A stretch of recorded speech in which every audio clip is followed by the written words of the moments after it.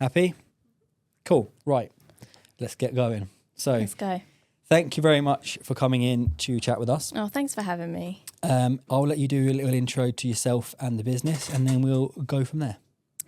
So I'm Rosanna. I own and I founded the store in Bedford. It's called the store Bedford. Bedford's first and only refill shop. That's how I would describe it. Cool. It has the term zero waste shop or eco-friendly shop, or people call it like the spices shop or the pastas shop or whatever they buy from it.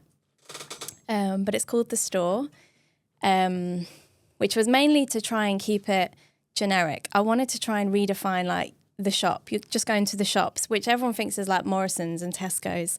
And I was trying to make it normal, like normalize a slightly different, abnormal type of shopping. So that's why I called it the store. And it's been going 6 years as of August. So we've just hit our 6th birthday. Wow. I know. That's a nice birthday for a small business. It's amazing that we've made it, to be honest. I'm really proud that that we're still going. We opened August 31st, 2019. So we were just about 6 months before COVID hit, lockdown, pandemic, all of that. So that was very interesting. As a small bricks and mortar shop that's just launched with a new concept that people aren't familiar with, to then suddenly have lockdown was hard, but we were able to stay open. We just moved everything online like a lot of people. We did click and collect. People queued up in there 3 meters outside.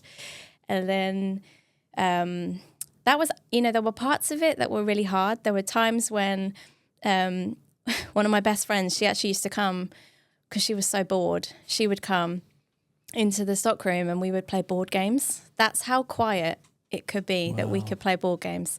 I was really new as well at the time. So it was weird, but we stayed open, we stayed alive. So that was amazing. And there was that time when everyone was making sourdough. So we were, everyone was trying to buy bread flour and eggs, and we still sold them. And then do you remember the bit where everyone sold out of eggs and flour? Yeah. There was no cartons, no packaging, but we bought everything in bulk. So we didn't have that problem. So we were still supplying it. We had people from Rushden, Milton Keynes, they would pre-order. And we had a wait list at one point for bread flour. It was crazy. But that in some ways put me on the map, which was an unexpected blessing of that time. That people were reaching out and searching for places that were still open, places that had eggs. So that was really good. The simplest thing sometimes. It really was. That's marketing you can't pay for. Oh, yeah. You know? Sometimes the things that make, like say, put you on the map are the things that you just can't prepare for, you didn't plan for. Yeah. It's just these things. Yeah, they just happen. They just happen, and you kind of just have to be in the position to maximise them. And if you can roll with it, if you can make the most of it, I think that's one of the best things. But if you're so rigid, and when I started, I had quite a lengthy business plan. I needed to try and find someone to invest in it, try and find some capital. So I did a very, very extensive, long business plan, which had my 1 year, 3 years, 5 years, but everything does go out the window, and you do have to be able to roll with it. So that was rolling with it. So that was a bit difficult, but then we had, I'd actually say what was harder was the cost of living. When they did this big announcement, I think it was April 22, I think it was, or 21, they announced, the energy prices are going to go high. And everyone was like, oh my gosh, we're going to have no money over Christmas. So I think it was about the July that it hit our books. And then it wasn't until the winter, people were just afraid. So everyone was pulling back their spending. Yeah.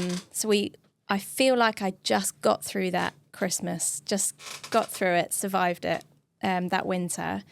And then it was after that, Brexit was another issue, changing of laws, different paperwork. Some products suddenly weren't available.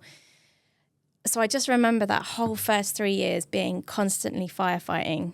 I think that's a lot of what people, like what you've explained there is two sides of the business journey, isn't it? It's I made a business plan that's going to be, this is what the first 3 years are going to look like.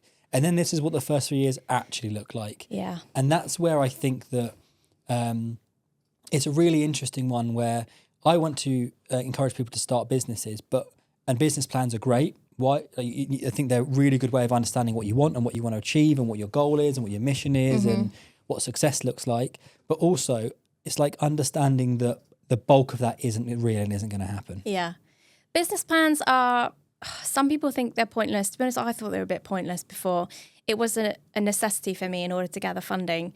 But it does help you put thoughts to paper, like, who is my market?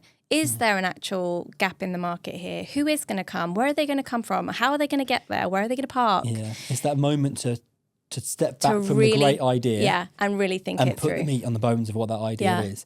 Talk me through, there's a lot of questions I've had from just that starting point, but talk me through the starting point of why you decided that this is what you wanted to do. You kind of touched that in the intro, but I get a little bit more information around that, and then how you went about the funding aspect of it, because that's not easy, is it? No. The why, there's this book called Know Your Why, which I just thought was a very helpful book.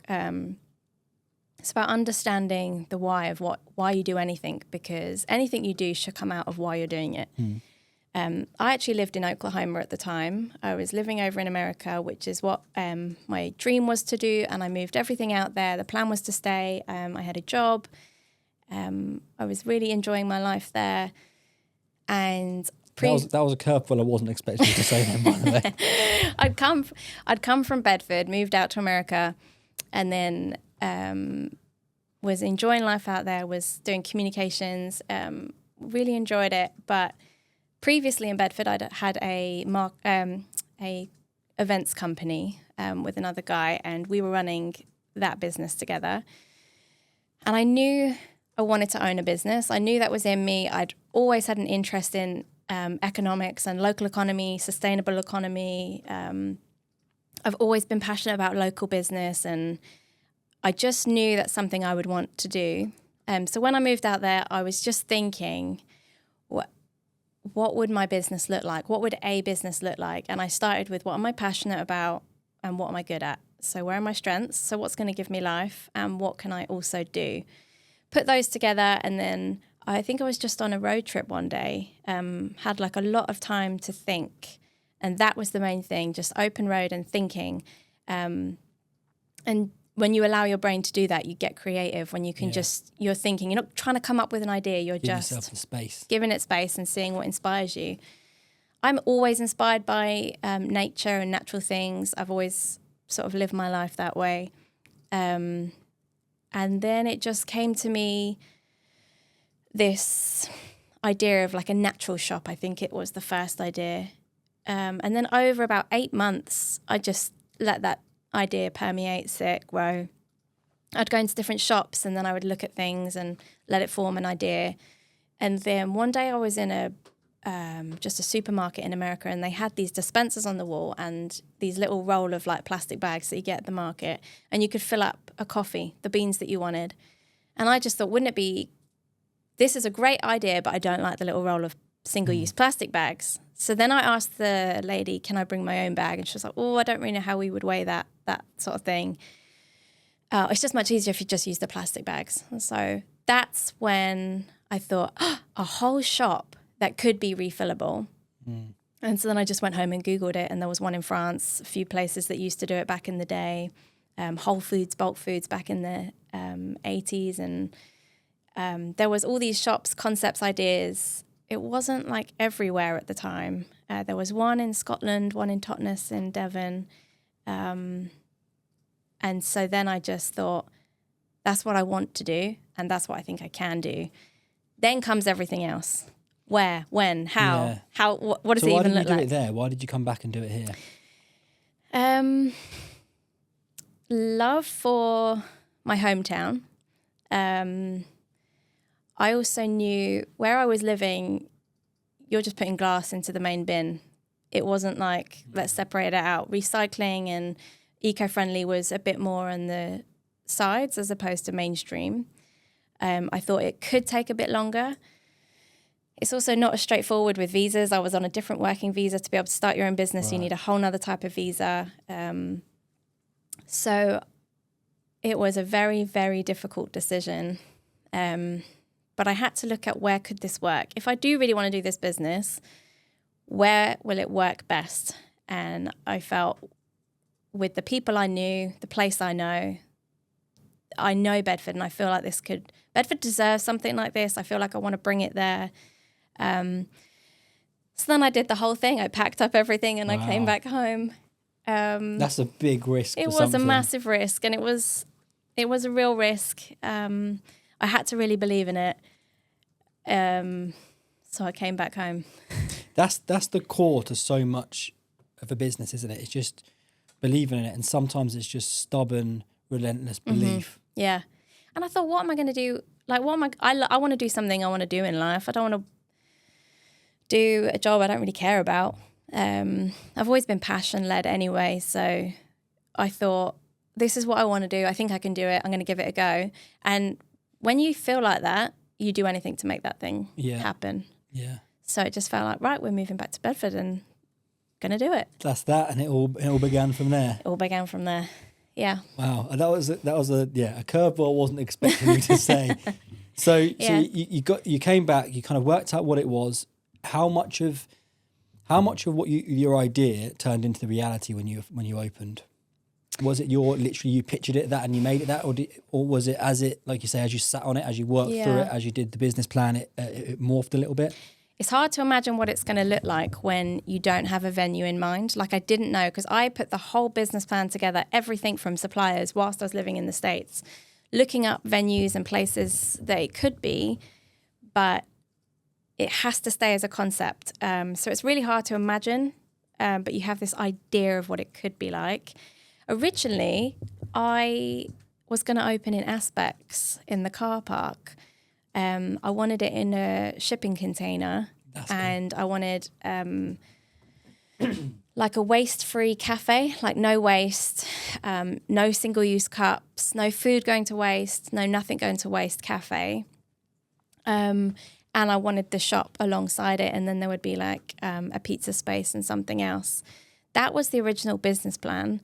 Then I had a Zoom call whilst I was living in the States with the people that owned the land at Aspects, but they originally said this is perfect for us because it was actually some developers that I guess have pulled out since that were going to redevelop the whole space. They came up against a hurdle that because Aspects is actually built on an ancient burial ground. Right. I think it's like that they couldn't build anything into the foundations. It had to be on top of what it currently was. Yeah, there. So they were really struggling with any sort of renovation and development on that land. So they said shipping containers perfect because you can just be in the car park. Plus, for me, it's got parking, all of this. And then there was the cost of the shipping containers, and it just sort of didn't transpire. And I always feel like if I'm trying to force something and really force it, sometimes there's that stubbornness, like you make it happen. But if I feel like there's too much force, I just let it go. Everything happens for a reason, doesn't it? And I just feel like if I'm trying to force it, I just didn't feel like I needed to push it. And if it would come up, it would come up. And then I just went around every business, looking at every venue, what was available. It was a guy called Matthew from Fisher German who was actually a really good estate agent, and he was just sending me everything that was available at the time. Came back, started viewing a few places. Originally said no to where I'm currently at in the St Cuthbert's Arcade, because I was like, I'm not really a pop-up, I'm not really a small unit. But then the estate agent worked on my behalf, and he said, I think we can make this work. I think if you talk to the landlord, maybe you can redesign it, the layout. So then we met for a coffee, and that was it. But I felt really good about that space. So then I could start picturing how can I make this work? And then it's pretty much as soon as you signed a lease, it's go, go, go. You got to make it work. Yeah. So you've kind of highlighted that you started out, and then not long after that was COVID. Yeah. What did the process look like of getting going? Because once you sign a lease, like you say, that's the day where you've got to start paying rent and you've got to pay back money and all that sort of stuff. So what was the process like of getting going to then have COVID happen, 6 months later? Oh, I think I knew that essentially this was going to be a long-term business. It's not a quick money maker. Like if you're going into food or hospitality and thinking I'm going to make a quick buck, that's not the industry for you. This was to me I want to change the culture. I want to change consumer behavior. I want to change local businesses. I had a longer term picture for it. So I knew I just knew it was going to be a long term, long work maybe. That when you sign up, you know, okay, I'm not going to take an income. I'm not going to take a wage. You're either living off savings or you're taking other jobs, that sort of thing. So I wasn't taking a wage. I was investing everything into it. I had applied for a loan. Originally was denied because they didn't think Bedford was nice enough and they thought I belonged in Olney or Milton Keynes, and the condition of the loan was that if I wouldn't do it in Bedford, if I'd do it somewhere else. That's wild. I was offended, but I could see their point. Yeah. So then 6 board members came to Bedford and they all met in Vanilla Tree, and I basically just sat there as this naive 27-year-old like little woman. I honestly felt so out of my depth at that time.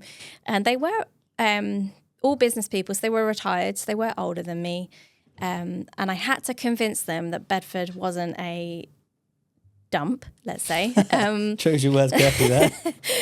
Because their perception, now this was when, 2019, their perception was that it was not for the affluent. Maybe my shop was only going to be for the affluent. Maybe it was only going to be for the middle class, the eco-activists. And I really wanted to share my vision that I'm not going to try and just be an expensive shop for people that have a hobby interest in saving the planet and maybe they're rich enough to do it. I was like, I really want to be an everyday shop that's like your local convenience shop, but slightly more inconvenient. Yeah. Like a local inconvenience shop. I want to be like that. I want to try and be as inclusive as I can be for everyone. Now, everyone can't afford organic and the way I'm choosing to sell, but where possible. So I walked them up and down the St. Cuthbert Street, showing them there's great things here. I do really believe it can work. And then they said, no, they said, we don't see it. So then I went back with a pitch and I said, here is why I think it can work. But that's when they ask for, I literally sat outside the arcade counting footfall, counting cars, like showing them people are going to come. See, this is the core of like what people don't see. Yeah. This is the absolute like fact that people don't see. They don't see that. Mm-hmm. The relentlessness you have to go through, that some people get the first hurdle or they're not going to lend me money. Oh, I'm just not going to do it. It wasn't. You got to just keep going. Keep going. You haven't even opened the doors yet and you're relentlessly pushing. I need some money. And then it's like, fine, I'm not going to force it. But then, and then we came to some negotiation, secured a loan there, a small loan. It wasn't quite enough. So then I went to crowdfunding, and it took me a long time to come around to the idea of crowdfunding. I honestly thought, it's a bit selfish, to be honest. But then I thought, no, I really believe in this town and I can't do this on my own. And maybe other people think, you know what, I want to save the planet and I can't open a shop, so I'm going to give you 20 quid to do it instead. And I thought, do you know what, maybe there are people like that. And I'm going to put in 2 years of free work. So maybe people do want to put in 20, 30 quid to open it, get me going. And then for them, it's great because they've got a eco-friendly refill, nice little shop in their town. So then I came around to this is win-win. I'm not going to like piss away their money. I'm not going to spend it on whatever. I'm genuinely trying to open a nice business for the town. Launched a crowdfunder, hit the target 7K, I think. So then that plus the loan, and then there was a private investor who saw my crowdfunder and wanted to match it, and never could have expected that, didn't reach out, and that was the biggest blessing. She's still a friend and mentor today. She's like, well, I have my own business. I don't have any time to do anything, but I want this town to thrive. So I'm going to match this, and I think you can do it, which was amazing. So then that's another loan. yeah, it's really scary. It's like having a credit card maybe, or credit card debt. You hope that you can pay it off and you don't want to lose your job or anything. Were you surprised with the crowdfunding and how it went? I was really surprised. I was very nervous. I thought, I didn't want to have that mentality of who's going to invest in me, blah, blah, blah. I had to be confident that I thought, you know what, whether people think I'm doing it for the money or whatever, I knew I'm doing this for the town. I'm doing a good thing here. If you can see that, get on board with me and add to it, great. That's amazing. And then I went on to crowdfunding other businesses in Bedford that came. And I thought, great, because I want that restaurant to come and I'm not going to run one, so I'm going to give you 50 quid to do it instead. Yeah. And that's how I saw it. Like, it's an investment into the town. So I felt really confident. So then I was surprised, but I was very glad because it gave me the encouragement. I think this could work in this town. That's kind of like market research there, isn't it? Absolutely. That they want this. Absolutely. And yeah, if no one had given to it, it would have been like, actually, maybe no one really does care about this here. Yeah. I should maybe go somewhere where they care about it, maybe. But they did. So that was really good. Yeah. That's a real validation point that's not a couple of people. That's a lot of people chipping away at that to show that there is something there.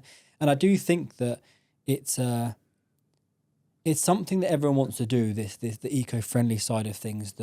But it's I think a lot of times people see it as it's harder, right? So if it's there and it's in your doorstep and it's in town, it makes that part of it easier. Yeah, exactly that. So I think people's desire was, we want to make changes. We don't know how. This is a way we can make a change. So it was amazing. I'm still to this great day very grateful. And so then when COVID hit, it was tough. It was mentally scary, but my friend Ben helped me get it all online onto a click and collect platform. That kept us going.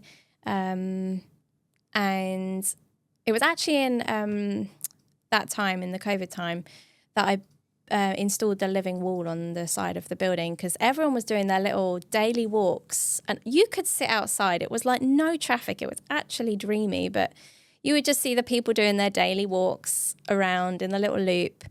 And I thought they're just looking at all this concrete and it's not inspiring. And a lot of people coming in, I would say a little bit disheveled. No one's having a haircut. Everyone's maybe a little bit sad working from home. Yeah. And maybe I picked up on like people are not putting as much effort into themselves. Perhaps everyone's just a little bit like, we're not sure about life. So I thought, put a nice living wall in, apply for a grant, put some of our money into it. I kind of felt guilty that we were allowed to stay open and so many restaurants and cafes had to close. And so all the profits from that year, I just put it into the living wall and said, here's something nice for the town and for the street. Take us a concrete wall, make something really drab and grey and ugly and concrete and make it into something living and alive. And not to get all deep and whatever, but I felt like that was Bedford, bit of a dump and a bit grey. And let's bring some life into it. Let's grow it. Let's bring something of life here. So that's what I did then. But we carried on and that was good. And then I think it's just staying alive as long as you can, keeping it sustainable. The cost of food, the cost of when like the Ukraine war started and everything started to change. That was another big hole in the boat that you're trying to stop from leaking and hemorrhaging money. It's like for a shop of like what you do, it's just one thing after another, isn't it? Honestly, that's what the first 4 to 5 years felt like, one thing after another. You can't catch a break. But I imagine like having a kid, maybe this first few years might just feel a bit relentless, like it's just constant. I felt like it was like that. You don't catch the break. You've got to keep it alive and at all costs, which means holidays go, wages go, time off goes, and you keep it alive. And that's why the passion has to be there. Absolutely. And, there was a lot of people that rightfully so challenged, does the passion outweigh the cost right now? That's a really difficult one, isn't it? Because it's a cost financially, it's a cost emotionally, it's everything, isn't it? Stress, it's worry, it's not a sleepless night, it's not knowing what to do, it's feeling like it's just feeling unlucky sometimes. Yeah. And it is difficult. I've Yeah. had days, and openly, I've said it in this before, I've had days where I think, what on earth am I doing? Yeah. Thankfully, we apart from big things, our business isn't as externally, the external factors don't affect us as much as like, our costs aren't as incremental as yours. Yeah. They don't change as much as you guys do. So it's like, as you break it down, it's COVID, then it's like Brexit, and then it's the war, and then it's cost of living, and then it's national insurance changes. Everything is just bang, bang, bang. And bang. that's the thing, you're so responsive in this type of business. Like, one thing does have a knock-on effect. Okay, how are we going to make sure our living wages are up there, make sure everything is paid this one now, make sure, okay, we can't source our food from there because there's a whole thing going on there, let's do it there. Oh, there's a drought over there, we need to get our food from there. It's so responsive. It's very, very up and down, which is why it's always fragile, it's always on the line. And you know the saying, if you don't use it, you lose it, with the small businesses. When it comes to, I don't know, small businesses, food businesses, this type of cash flow business, it really is on the line, because we just live on the line. We don't have, like, I don't have 50k just sat in the bank that I can be like, cool, I can chill for a bit. It doesn't matter if we don't get sales, it's fine. I can just got some money.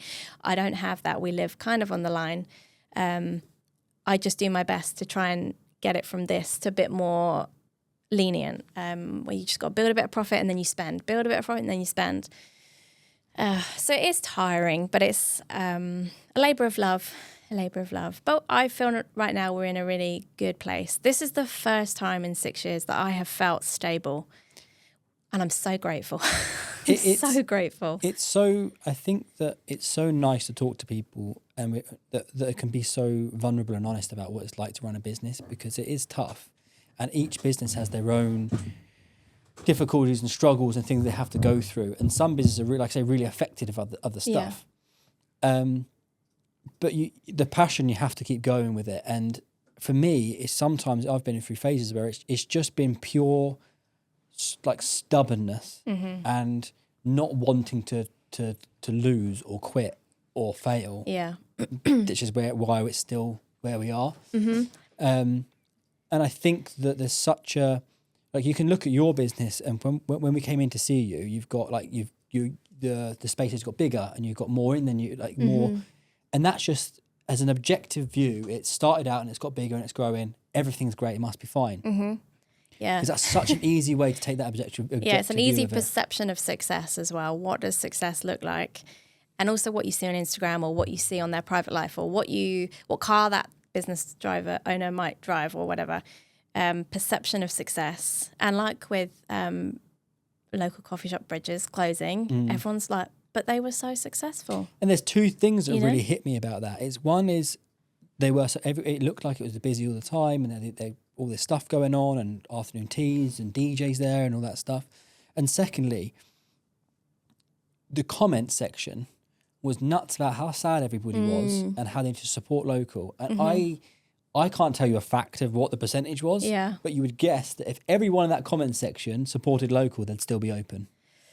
It's so hard to know, because our perception of, well, they looked successful, so they were successful. Yeah. But we don't know what's going on behind the scenes. We don't know the day-to-day struggles, and it is really, really hard. It's really tough, and again, we don't know, but it's I just feel for them. Oh man, I cried. I know that's so lame and so sad, but I cried on my own when I read the Instagram post. I was so gutted. It was just so quick as well. It was like goodbye. Oh, it was just heartbreaking for me. brutal. And I know it's just a local cafe, but Bedford doesn't have loads.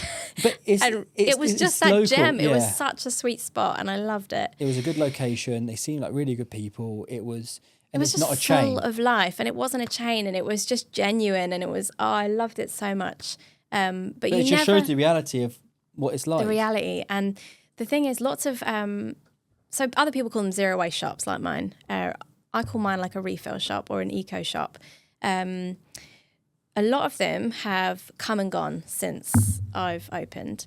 I'm not going to name and shame anyone, but on my first weekend opening, someone did go into my stockroom to see the layout. and someone had to drag them out because they were mapping for their own shop. Oh my and God. it was on my opening weekend. I was like, I don't know, I was barely on any sleep and everything was crazy. But there had been lots of people coming, looking. Some are really friendly, some less friendly, and they've opened and closed. And so then people have come to me and said, well, you must be doing something right if you're staying open. And I'm grateful, but also it's just never as simple. Like, I know why some of these other shops have closed, but they won't have put that on their Instagram page. For example, one was moving to France, but they closed the shop. Some people from Milton Keynes came to me and said they were doing really badly. They closed. And I know they moved to France. It wasn't for their family anymore. I also know that another one closed. She was really young. I think it was a lockdown project, maybe. Wanted to go traveling, so it closed. One was just really struggling, closed. It's just never as simple. And also, I don't have children. I don't have dependents. So if in those early times, if there isn't money, I'm not like, but I really have to feed my kids. I'm like, I can live on toast. It's fine. It's just me. But, I don't have to have those outgoings that, a lot of people who own businesses are parents because it's flexible hours and things like that. Not in my sector, but in other self-employed jobs. But if you've got kids, that's also another factor. I have had to give everything to the store, all my time, all my money, all of my energy. Now, if I had like young children, it would be split. And so therefore, I probably would have decided this isn't worth it. I need more money. I'm going to go for another job. So again, another reason why them close. People's perception, they're all doing terribly because they've closed. Yeah. It's just so hard to make it work regardless. But in modern life, it's just hard to make a business work. It really is. I think I completely agree. If I had my little boy, this is featuring his painting behind me. I thought it might be. It wasn't mine. I think it's like 20 months. I get bad with months, but he's going to be 2 in January. And if I started the business when he was born, around that time, no chance. Absolutely no chance. I've heard it's hard. We had the business for a while, and it's still unbelievably tough. You have to give everything. And like you said, it's not just time. It's time, it's money, it's energy, it's ideas, it's every part of you. It's like a child. Yeah. Every part of me, and my family gets sick of it because it's all I think about. It's all I talk about. And it must be boring to be around me a lot of the time. I sometimes think about that actually, yeah. Because I'll be out and about and then I'll have an idea, oh my gosh, I should bring that to the store. Yeah. And then I bang on about it for ages. Yes. Yeah, I don't even question whether people like it or not. I think if they're bored of me, they'll tell me maybe. Yeah. But I do see it everywhere. Like my partner took me away to Waddesdon Manor for my birthday last year. And we were at the breakfast and it's just this B&B nearby, and she brought us coffee and I was drinking the coffee and I was like, this is some of the best coffee I've ever had. And I assumed, because it's like a B&B breakfast coffee, it's just going to be cheap coffee that they've just brought out. So I said to the waitress, this is actually really nice coffee. And I said, where's it from? She's like, oh, I don't know, just the one that gets delivered. And I was like, oh, it's probably Breaks or something. It's surprising because I don't normally like that coffee. And we were checking out and she comes and finds me and she says, oh, I've just found the coffee. It's this coffee. And it was Redemption Roasters. And so I started looking into them, and they're this company that roasts coffee behind bars at HM The Mount. They then employ ex-prison workers to work in their coffee shops. It's this it's everything I love about business, about keeping it circular, giving meaningful employment with an excellent product, not just like a side product. I must get this into the store. And then I'm all about, have you had this coffee? I need to get in the store, blah, blah, blah, blah. But that's like every day, everything I'm thinking about is how can I then bring it into my town? Like, oh, no one else is selling this coffee and I love this coffee.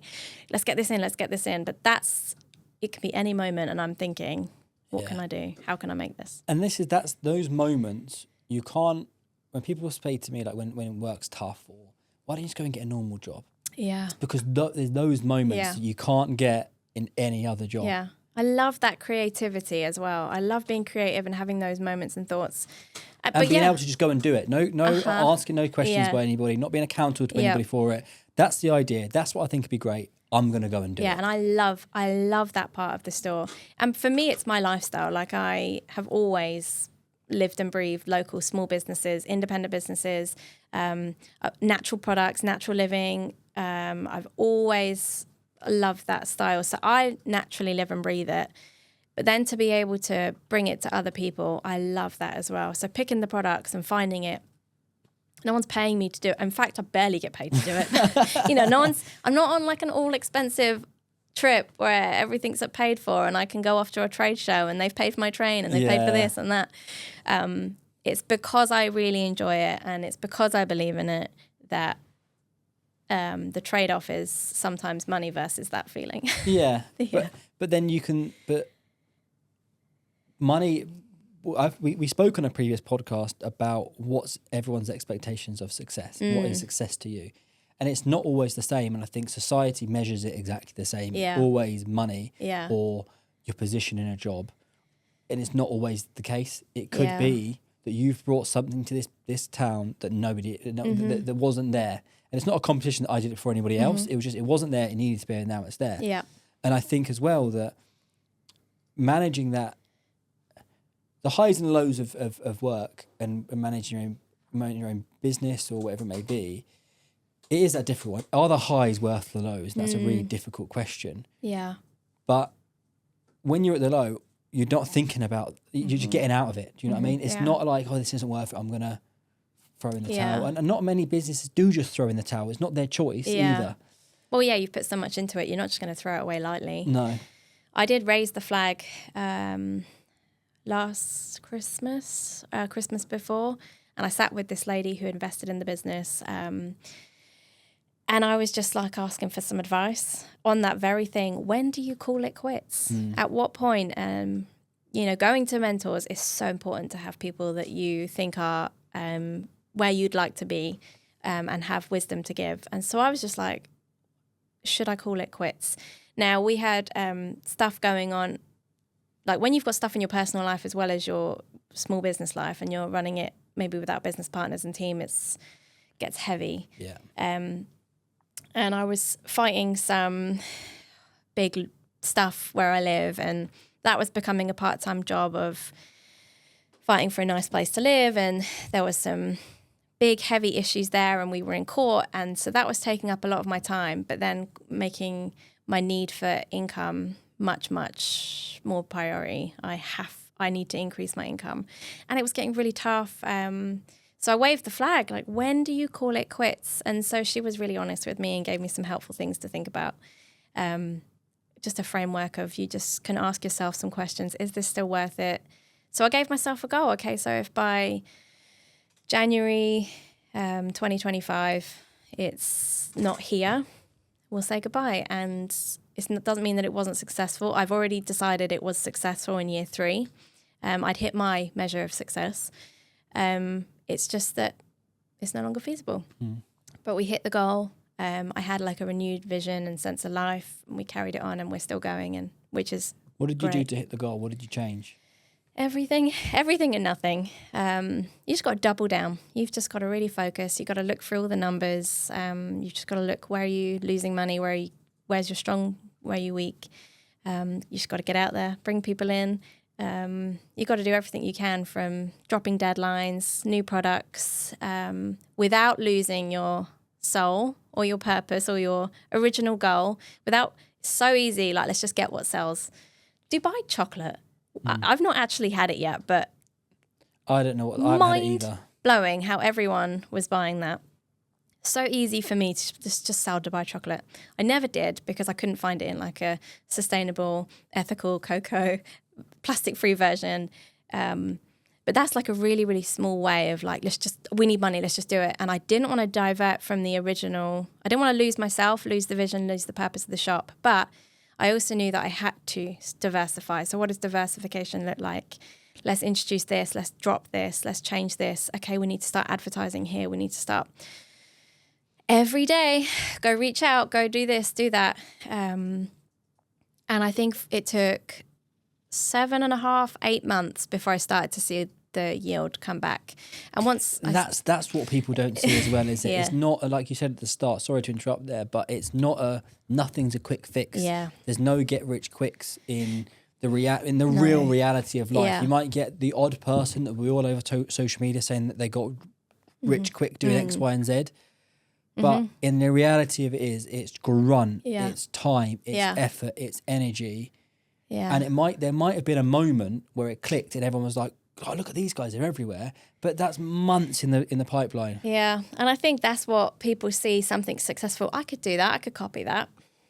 Good luck. Yeah. And when people come and say they want to open a shop like mine, I honestly think go for it. Just go for it, because, oh my gosh, it's not as easy as you think it is right now. And they'll possibly look at me. We've got loyal customers. We've got steady products. We've got something that works. I could do that. That's easy.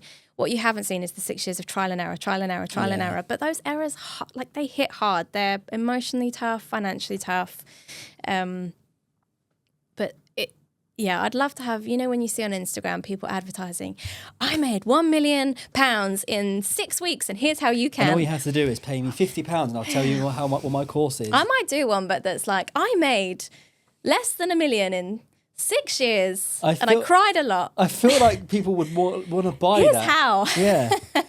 Like the real fundamentals. If I just got by, my in the first message 3 isn't years, like sexy. It's not like, you can't just sell my message of how I've made this store work. It's genuinely just like the original business plan. Stay consistent, stay steady, don't give up, listen to your customers, value your customers, take education courses, listen to your mentors. Like, you can't, like, that doesn't sound but that's quick the and true reflection of what it's like, isn't it? It is. And I just feel like people aren't buying that anymore, because you can get rich quick in so many other ways, and you can work a 4-hour week and just do a little bit of content and you're set. And so it's so much more appealing. It's not true, is it? I don't think it's an accurate reflection of everything. No, I would say it's true for some. Some people are doable, yeah. But there's always that 1% that can do it. Yeah, and it's just not really like that in the real world. In my lived experience anyway, it's not been like that. And when I first opened, I got invited to do I've forgotten with who. It was like a marketing event, and they said, come and share about your marketing for the store. You've done really well. I'm in my first year of business.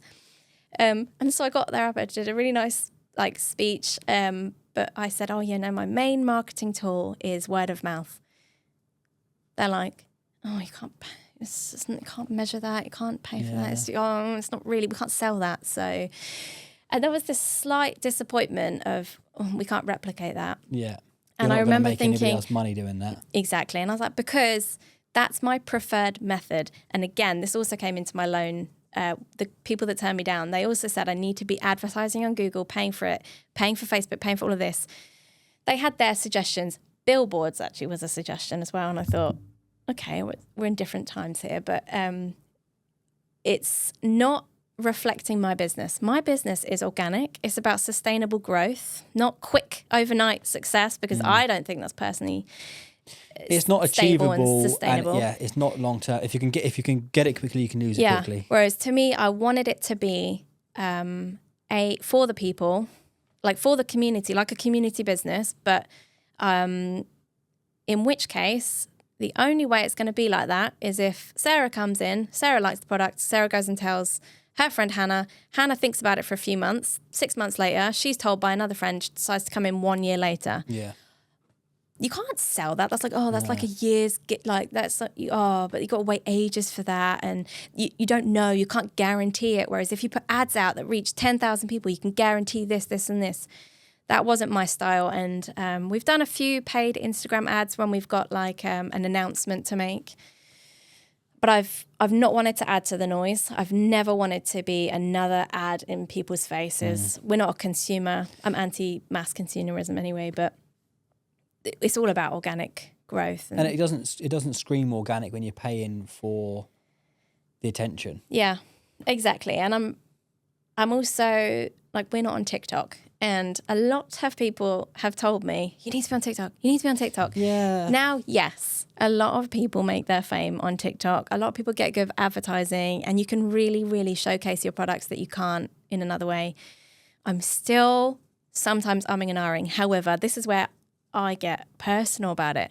I don't endorse it.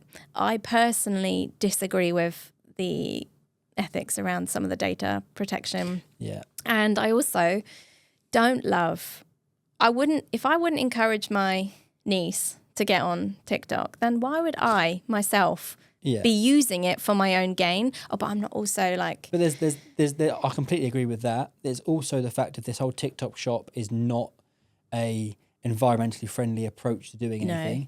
And secondly, it's all well and good you going on TikTok and growing a massive following and getting millions of views.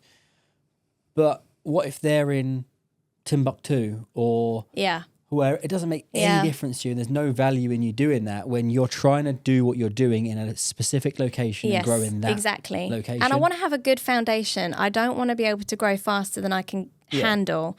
And a lot of people have suggested multi-sites and franchising and bigger premises, but all of that has felt great ideas, but I don't think we can handle that level of growth just yet, but that's what I'm working towards, doing X, Y, and Z. But right now, I'm busy enough as it is. I need to be sustainably successful.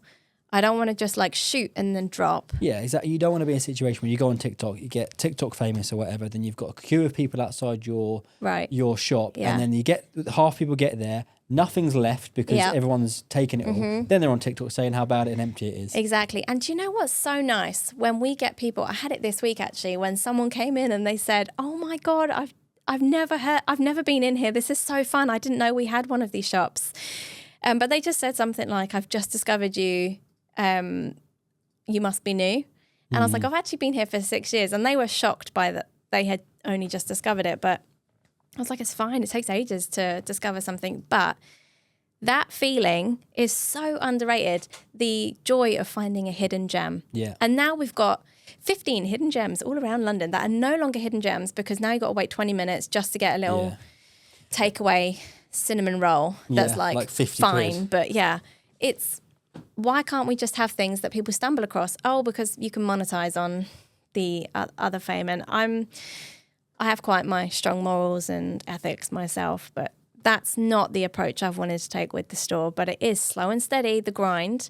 It's just so, when you're trying to sell it, it's like, no, just little and often, slow and steady, stay consistent, stay reliable, stay open when you say you're open, close when you say you're closed, but of those things. But that's why you're still here. And I know you said about there's other people that have moved away and this and that's a factor for sure. But also, especially, you can't be in the space that you're in and not be genuine with what you're doing. Do you know what I mean? You can't say that I'm doing natural or organic and like everything done the right way and then not do it the right way. Yeah. So being true to your word, it's not just in the products that you buy, it's how you reflect yourself as well, isn't it? Yeah. Mm-hmm. Oh, absolutely. And I do hold it to a high standard, but also small businesses do have the general public hold them to a high standard and a high transparency. Then big companies get away with the worst, but small businesses, what did I see on Facebook the other day?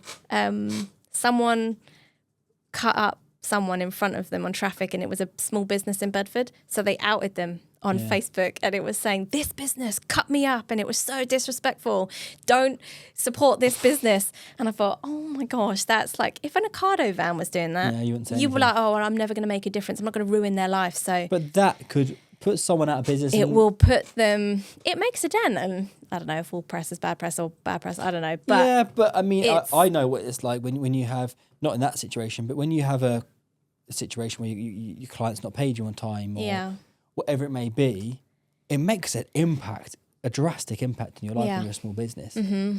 Oh, it really does, Cash flow is so up and down, but that's why you've got to not just have a hobby. And I feel very passionate about the hobby business subject. When someone's like, I'm so good at this, I'm going to start a business in it, I always cringe inside, like, oh my God, please don't start a business. Please don't do it. Because if it's just that you're really good at that thing, that's only going to be 20% of what you end up doing ever. Yeah. And everyone doesn't realize you need to know how to do a cash flow sheet. You need to know how to manage money, be strategic with money.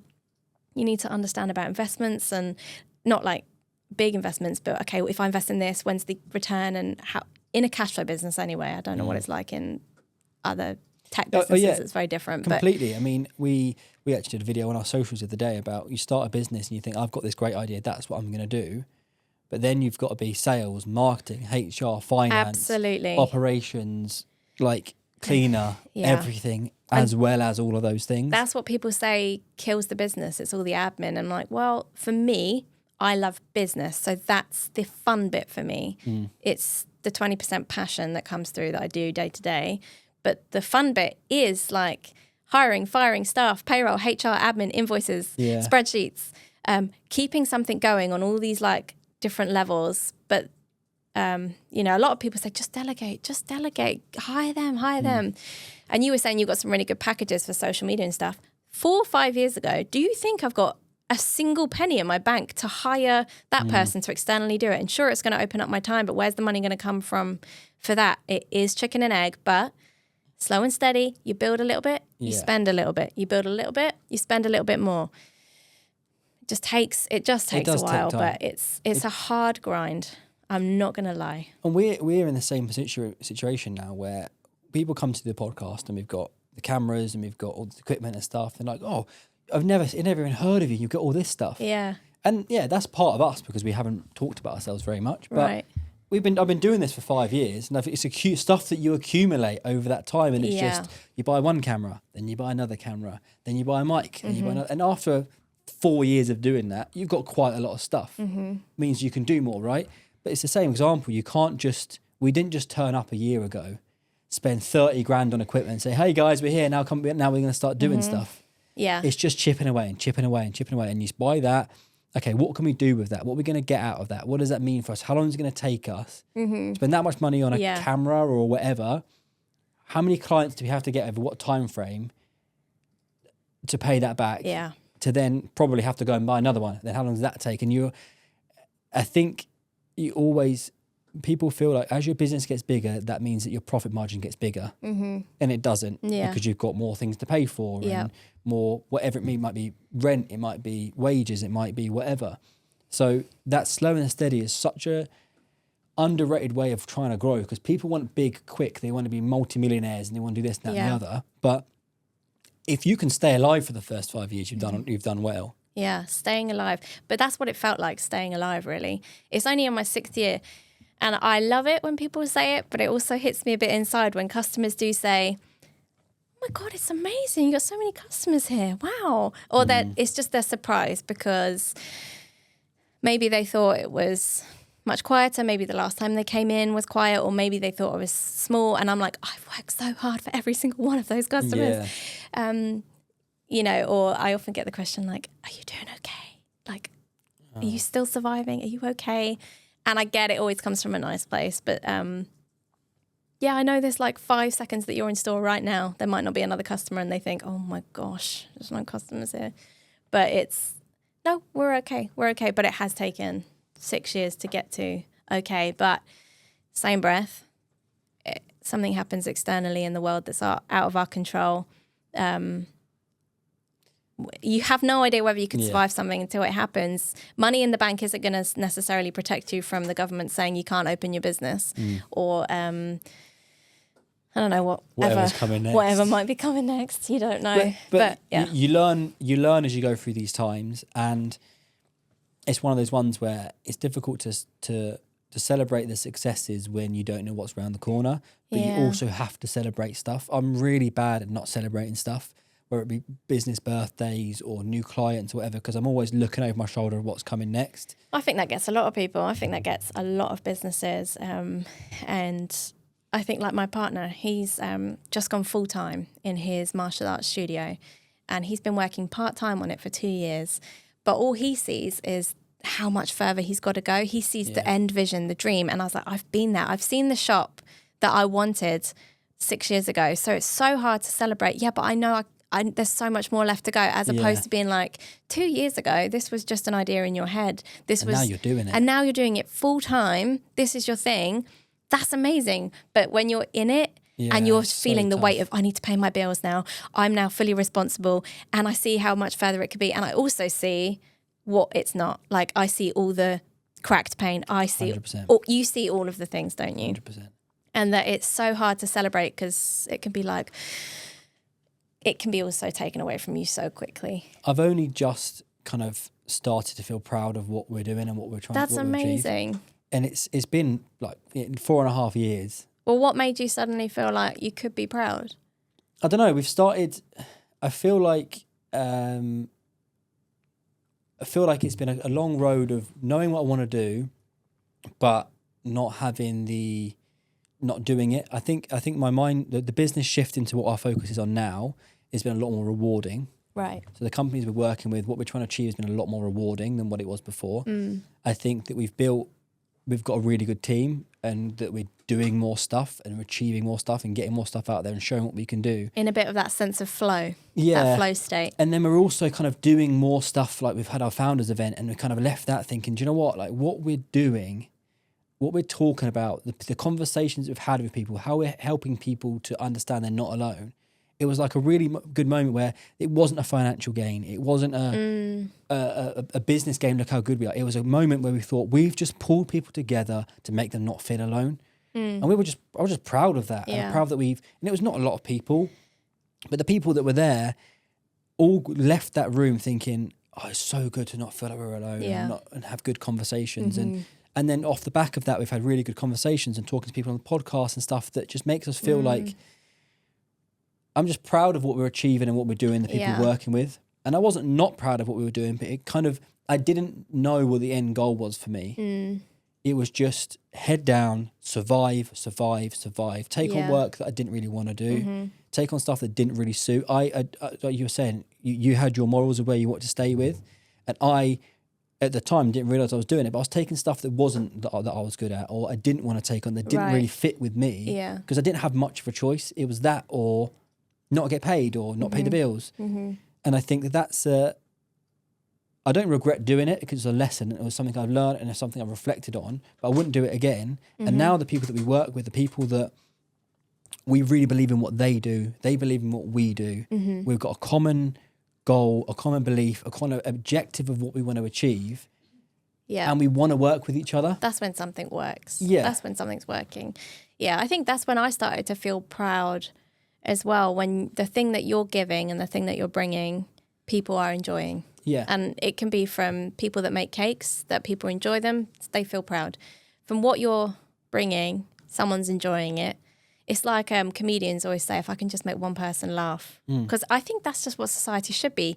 What we bring to the world, if it makes someone else happy and is bringing joy to our community, then that's success, right? Yeah. To me, that would be a good definition. 100%. And it's I've always been money motivated, and I've always wanted nice things, and I still do. But I think that since having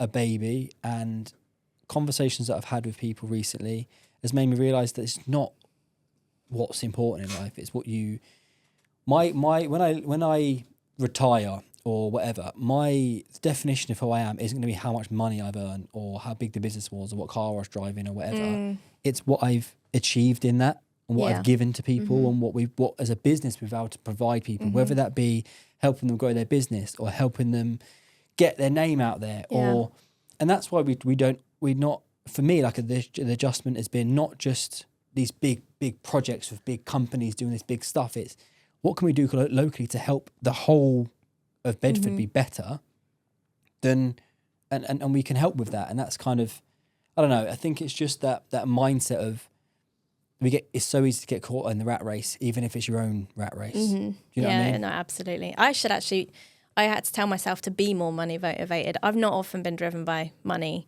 That's not been my motivation through life. But when you're running a business, my old manager that used to work at the store, he was so good. I have people that are good at sales because it's not always my strength, because I'm like, no, if you don't need it, don't buy it. You know, over consumerism, just buy what you need. And I'm a little bit more minimalistic in my lifestyle. So I've had to learn to be a bit more motivated by money, because that's how you keep a business alive and thriving and good.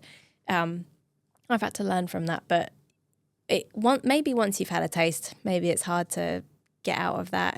But when you're trying to survive as well, that's another thing you can get caught in. But stepping back, looking at the bigger picture, taking stock, meditation, all of those things are part of a healthy lifestyle. They're never the answer or the cure, but they're all part of keeping you grounded, keeping you focused, keeping you on target, keeping you moving, keeping you giving. They all make the business work, don't they? Yeah.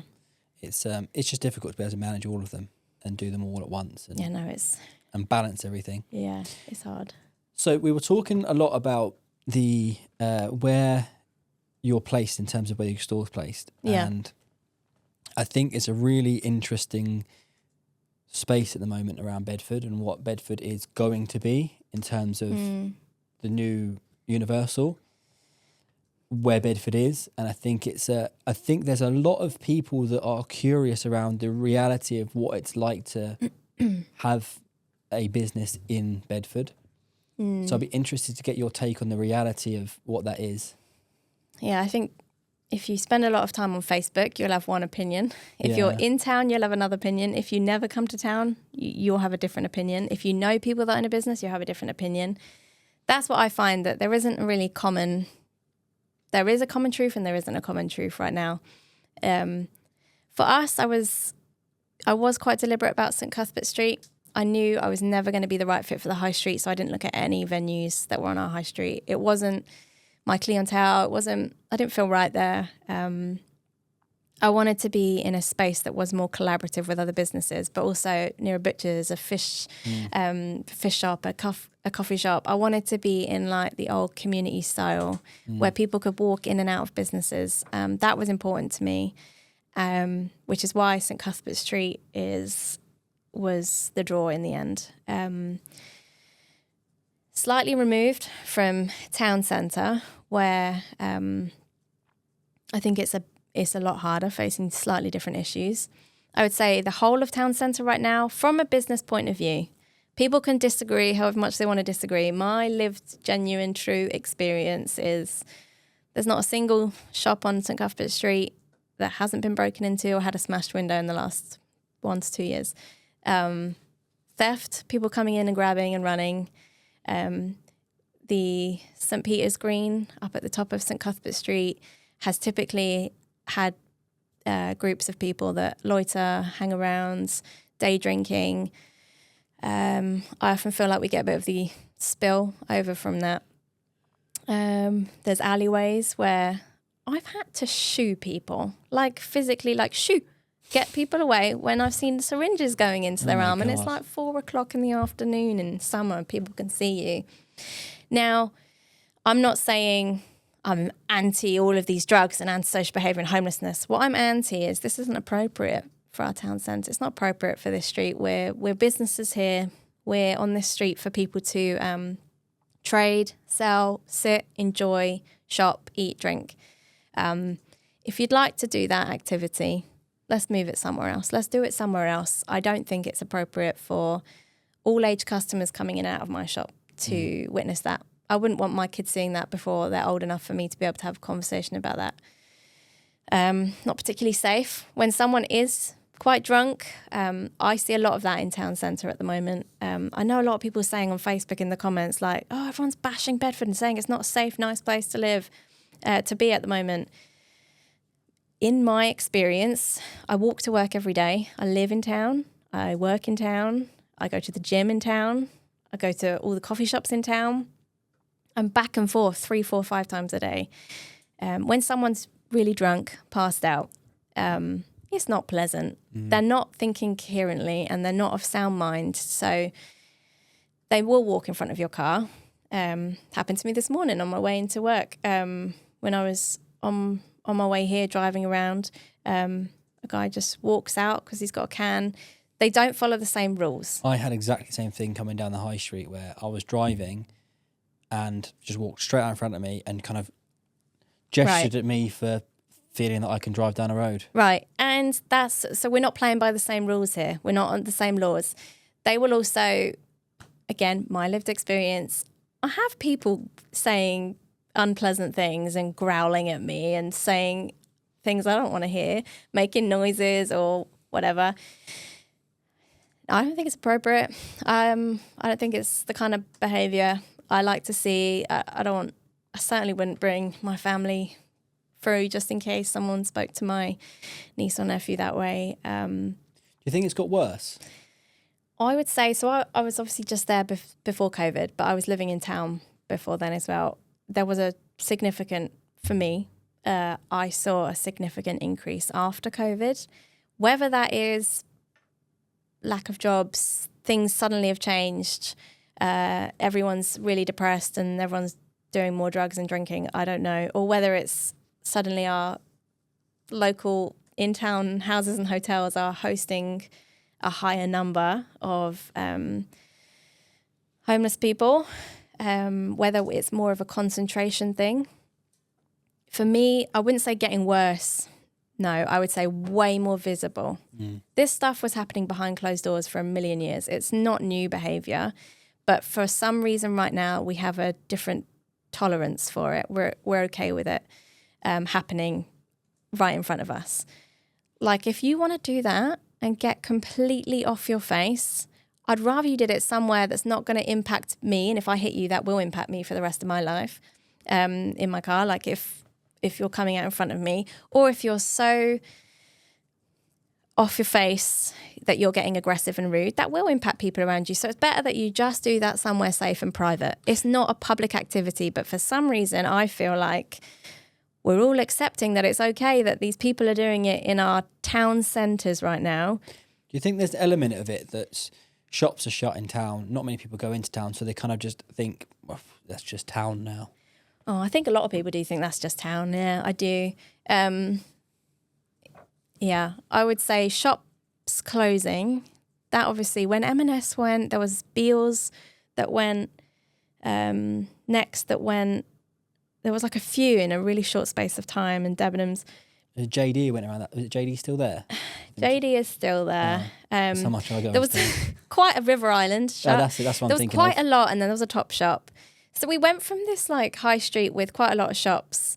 And they're not independents, like they're not. No, they were chains. It was like a place to shop. Now that has happened everywhere. Yeah. That's happened everywhere because, actually I have no idea on this, but if you grow too quickly and have a million stores and suddenly you can't sustain it. Outside of COVID as well, everyone was ordering online. Yeah. Online made a massive impact to that. COVID probably made that significantly higher. Everyone was just at home ordering stuff. So they don't need that so much anymore. But for me, it's like, I don't go into town because what's in town? I mean, when I say town, I mean like the town centre I'm thinking of is where you walk through. Silver Street, High Street. Yeah. You walk down and then that's where you know, the faces are, from that bit all the way down. I can't remember the last time I walked down there, because for me, in my mind, it's shops are shut and there's just people there that I don't want to be interacting with. Yeah. Now, is that maybe that's the common thing of just everyone saying, everyone's view of it is like me, and maybe then they're just thinking, just let it be. Once you've made that opinion, that might have been based on one day. Maybe you came in on a day where everyone just decided to be on holiday and shut, and you've walked through and thought, oh my gosh, everything's shut, nothing's open, nothing's here. You might go away and hold that opinion for the rest of your life until it's challenged and changed. But no one's going to tell you differently because that's your experience. And so I feel like a lot of people coming in and out right now will say to people, but there's not much there. There's not really anything to come in for. That was completely true for the last time, unless you've copied someone else's opinion. That's completely true for you at the time. And that's why you've got to continually remind people things have changed maybe. Yeah. And maybe you come back in and you're like, no, this is still exactly the same. There's still a lot of closed shops and there's no reason for me to come. But myself and Beerfly on St Cuthbert Street ran another street festival this year. We closed off the road, bought lots of businesses. We just had this big fun festival to do exactly that. Give people another reason to come back to our town centre and show them, because we can all be there like, hey, we're here, come and shop at us. But if your perception's already like, I'm just not sure, there's not much there to go in for, you're not going to be like, fine, I'll come in for that one thing. We need to give a reason for people to come in. And I wish our councils were perhaps a little bit more proactive in initiating these sorts of things. But realistically, I don't know if they have the time and expertise or anyone who does that job really to come up with these events. But you got to bring people back in. Now, then you have people come in and like, oh, I didn't realize there was this cool independent beer shop or this new bar like the Flute coming, or there's Herd Burgers or Vanilla Tree Coffee or Ivan's Pizza. Oh, I never heard of these things. Oh, no. And now there's reason. But if you're coming in and seeing the same thing closed time and time again, you're seeing the same rough sleepers time and time again, maybe you do it a couple of times, you'll be like, nah, that's just town now. I think that's, for me, there's sections of town that I like. And then when you drive down the high street, it's like that's what most people see. Yeah. Do you know what I mean? That's our shop window to the whole town. Yeah. That's and mad. that's not a good view. No. Debenhams has been shut for however long. And they've made marginal effort to try and make that look good. They've made an effort. I'm not sure. But they've made an effort. It's kind of put a little bit of art up there, and when that'll do. That's kind of a little bit of a plaster over a big crack in a wall.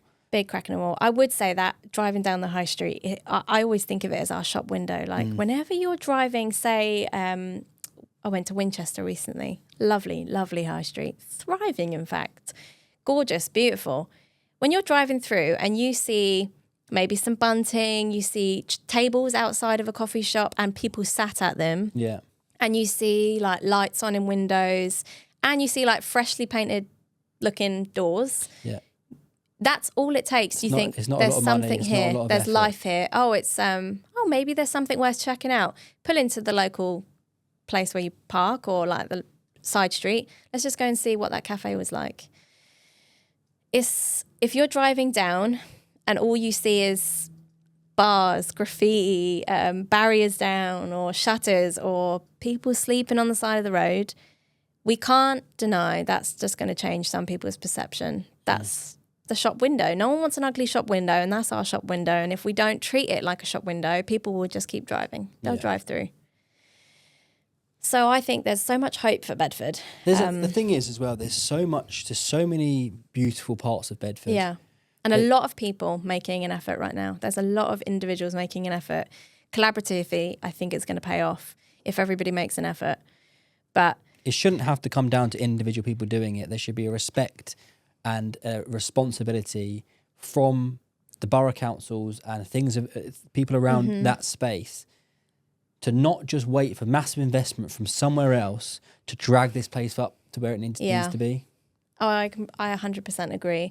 And the thing is, there's no one fix. No.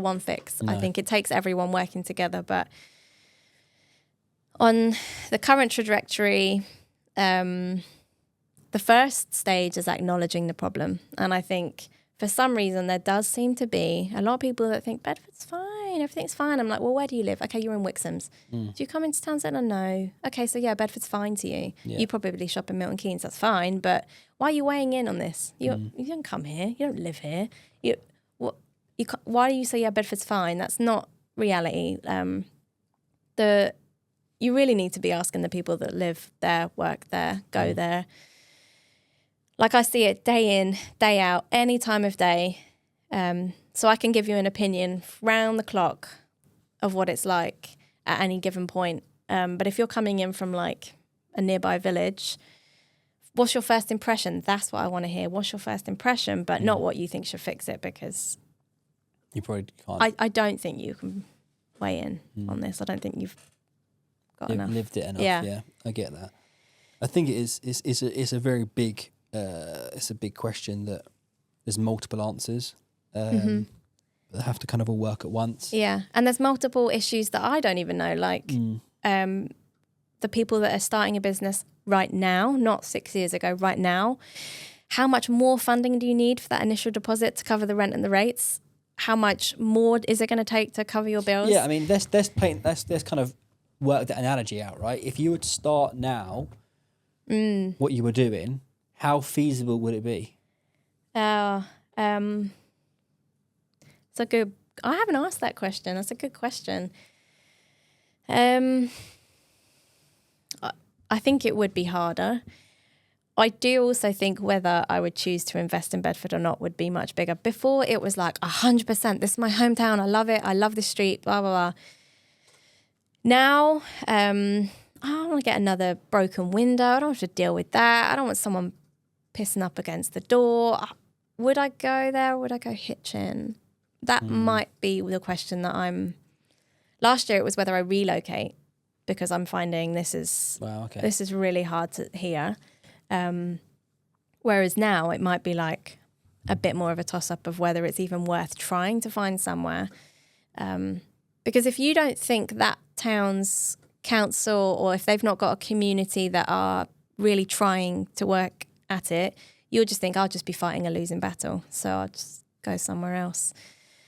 I'm scared if that is what a lot of people are thinking, because you need the businesses, you need the investment to come. Otherwise, as soon as one person's like, nah, I'm out, everyone will follow. Feels like a bit of a tipping point at the moment. And I don't know what the impact of Universal will be. Everyone seems to think it's going to be like I don't know, wild saviour of some sort. I don't know. It doesn't feel that way to me. It's hard to picture because I guess we don't really have anything to grasp. It's a lot of it has been pie in the sky stuff. There's been no real tangible information. Yeah. And what we know is that there's something big going to happen over there. But really, like if you're going to Florida Disneyland, you're probably going to do like an all-inclusive, stay in their hotel. You're not going to be looking around. I don't think you're going to go to their local towns. I've been to Florida Disneyland. I haven't been to Florida. Do you know what I mean? I've been to Florida, but not Disneyland. There you go. Whether you do both, I don't know. There will be an impact because there are people that will do that. There's people that there's going to be jobs. There is going to be an impact. Yeah. But whether that's going to support independent businesses and going to support the town, because it's not near the town, is it? I don't even know if it's like, 20 minutes? I don't know where it's going to be. And is there going to be like a train? Like, is it going to be really easy or I don't know? That's the thing. I think that what we need to manage in the meantime is how do we get, let's say opening day is 5 years away. Mm-hmm. How can we best prepare for this? How do we ensure that everyone that is an independent business now or wants to open an independent business has the space to do that? Yeah. And can be successful, because that's what it feels like is everyone's talking about the same thing. Yeah, that's true. Everyone's worried about the same stuff. And you know, when bridges shut, my first thought was, oh my God, I bet you they're trying to muscle them out so they can bring in a Starbucks. That was my first thought. Yeah. It might be conspiracy. It might just be my fear. I don't know. I don't think that's the case. But I just thought, because Universal's coming, maybe they just want to get in a big Starbucks and, oh my God, no, that's not what I want. But that was my first thought. Yeah. Like, is that influencing any decisions and what's it going to do to our scene? I have no idea, to be honest. I hope it's going to be okay, but... Yeah, it's also not, it feels like there's no luxury to just stay in your own lane either. It's not like, just ignorance is bliss. You've got to just keep going and focus on you, because that's not going to make anything any better, is it? I don't know. I'm not sure about that one. I don't know how much of an external heavy factor it's going to be or not going to be. Is it going to crush us or is it going to help us? I have no idea. Like I say, the key is just being able to keep the business alive, all businesses alive, to find out. Will the costs be so high that none of us can afford it? I'm not sure. That's what my mind goes to. But it's all speculation, because I don't feel like anyone's really addressed it to the people and been like, don't worry, your houses are fine, your jobs are fine. I guess no one can guarantee that anyway, but... No. It's a really difficult one. A lot that needs to be... The next 3 to 5 years in Bedford is going to be really interesting.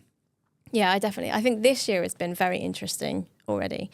We've had the private security around town. We've had, obviously, the whole Peter McCormack bringing investment, and why people are anti that, I don't quite see, but I'm sure that's a live discussion. But we've had a lot of investment, scrutiny, press. We've forced the council, we've forced people to look at this issue, which I think is brilliant. It's now what happens. So I think it's already been so interested. And now it's how people respond and how action is taken and what businesses decide it's looking better, I'm coming in, or what businesses are like, nothing's happening, I'm going. And that's what, for us, and what we want to do as a business, and is try and show why people should come in, why people should celebrate, why people should do more. And that's what we try and do in the podcast, to celebrate that there's a lot of really good Bedford business, and also fundamentally behind these good Bedford businesses as good people that want to do the right thing, that want to do the right thing for the Bedford and for the space, and want to see it carry on being a historic market town, not just disappear in the shadow of a big corporation that's going to turn up. Yeah, like the you probably haven't seen it if you've not been down High Street for a while. Next to the Corn Exchange, where Bill's used to be, the discount home shop. No. You didn't see that? Come and go. It was. We've got the Is that on where Wilco's used to be? Is that what it was? No, so it's next to the where the Corn Exchange and Harper Centre is. It's on the corner. Oh right. It's like this big discount home shop, and it's like the double window corner. Oh yeah. And it was yeah. like discount homeware, discount homeware, discount homeware, and I was like, could you not make it more obvious that we're now a discount town? Yeah. That's right opposite the B&M. That's now right next to or 2 down from the discount clearance outlet Edinburgh Mill woolen shop. So now perception, this is a discount town. This is not a thriving town. Why would you bring something of more value or a little bit upmarket right next to a few discount shops? Oh, it's perception. So you go and do it somewhere else. But in every window, discount, discount, discount. And then going back to the analogy of you're in a position where you're thinking where to put your business. Yeah. You're driving down that high street. You're No looking chance. around. Yeah, these aren't my neighbours. You've got the investors with you. And then they just see closing down soon, Yeah, closing down and soon. then, like you say, there's Olney, there's Hitchin, Yeah. there's Ampthill, all Yeah. nicer places that aren't that far away. Yeah, and so the appeal is really strong not to. But I was just frustrated because it constantly said closing down sale for like 6 months. And I was like, you can't just use that That's Sports because Direct. now that's making us look like everything's closing down. And it would take one friend to come in, oh, everything's closing down in town. No, that's just the signs that they're allowed to put up in their windows. And no, the council can't just to say what signs are okay and what not's okay. But come on, surely there's got to be a little bit of I don't know, Integrity. yeah, integrity and some sort of I don't know, not council saying what's right and what's not okay, but I wish Some they sort of could been like, guidelines of hey, what- that looks really tacky and that looks really messy and you've said closing down now for 6 months, either go or stop doing that. Where's the governance in that sort of thing? And if no one's responsible, if no one's got the vision, then yeah, it's going to look a bit... anyway, they've gone now, and now it's just an empty space with old chalk signs on the windows. But for every person that sees that, their perception is this is a dead town. And what if there's an investor walking through? You never know. It's like I always say, cleaning up your house. You never really know who's going to turn up. So keep it clean for yourself, but keep it clean. You know, you never know who when you're going to ready. entertain. But Yeah. it feels like, and I know there's a lot of things going on behind the scenes, like people are busy, they don't have time, there's money, all of these things. But I think a lot of people will agree it feels a bit drab and a bit run down at first glance. So yes, it will take a couple of years to fix it up, make it look pretty, add some new lights, new trees, new fronts, new streets, or whatever. But in the meantime, you have to sell people that vision. Like, we don't want this look. We don't want people to be saying this about our town. Let's, in a couple of years, we're going to be fixing up this, and this, and hold us to account to this. And we're going to help draw businesses in, draw people in, and we're going to be trying to fix these things up. So it would really help if you stop littering or start using our bins or start using the car park and coming in. It would really help if you started working with us on this. Same example to when you started out is if you want this, support me making this happen. Yeah. This is what we want to achieve, but we need your part in this. We need you to come in. We need you to spend your money in town. We need you to keep supporting these businesses. And then if you do that, we will do this. Yeah. No one person, no one business, no one council is going to be the saviour of our town. And, you know, we've got some amazing people in Bedford town and we've got a lot of good businesses. It'd be such a shame to dampen everyone's spirits by not working with them. And, you know, yeah, it'd be good to just bring them all together. And I feel like that's what's happening right now anyway. Revolution's happening. Revolution's happening. That's what I like to believe anyway. Yeah. No, I feel positive.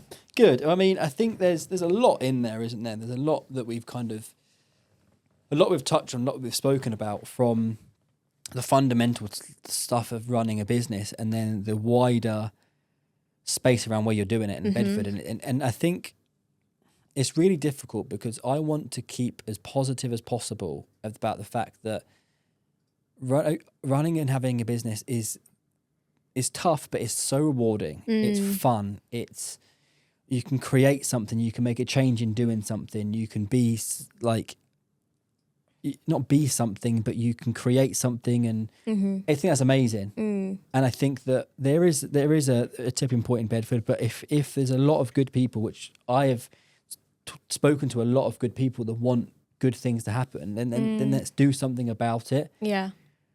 But I think fundamentally it's keeping the passion, keeping the love, keeping the drive for what you do, the people around you, the people you work with, and where you work. Yeah.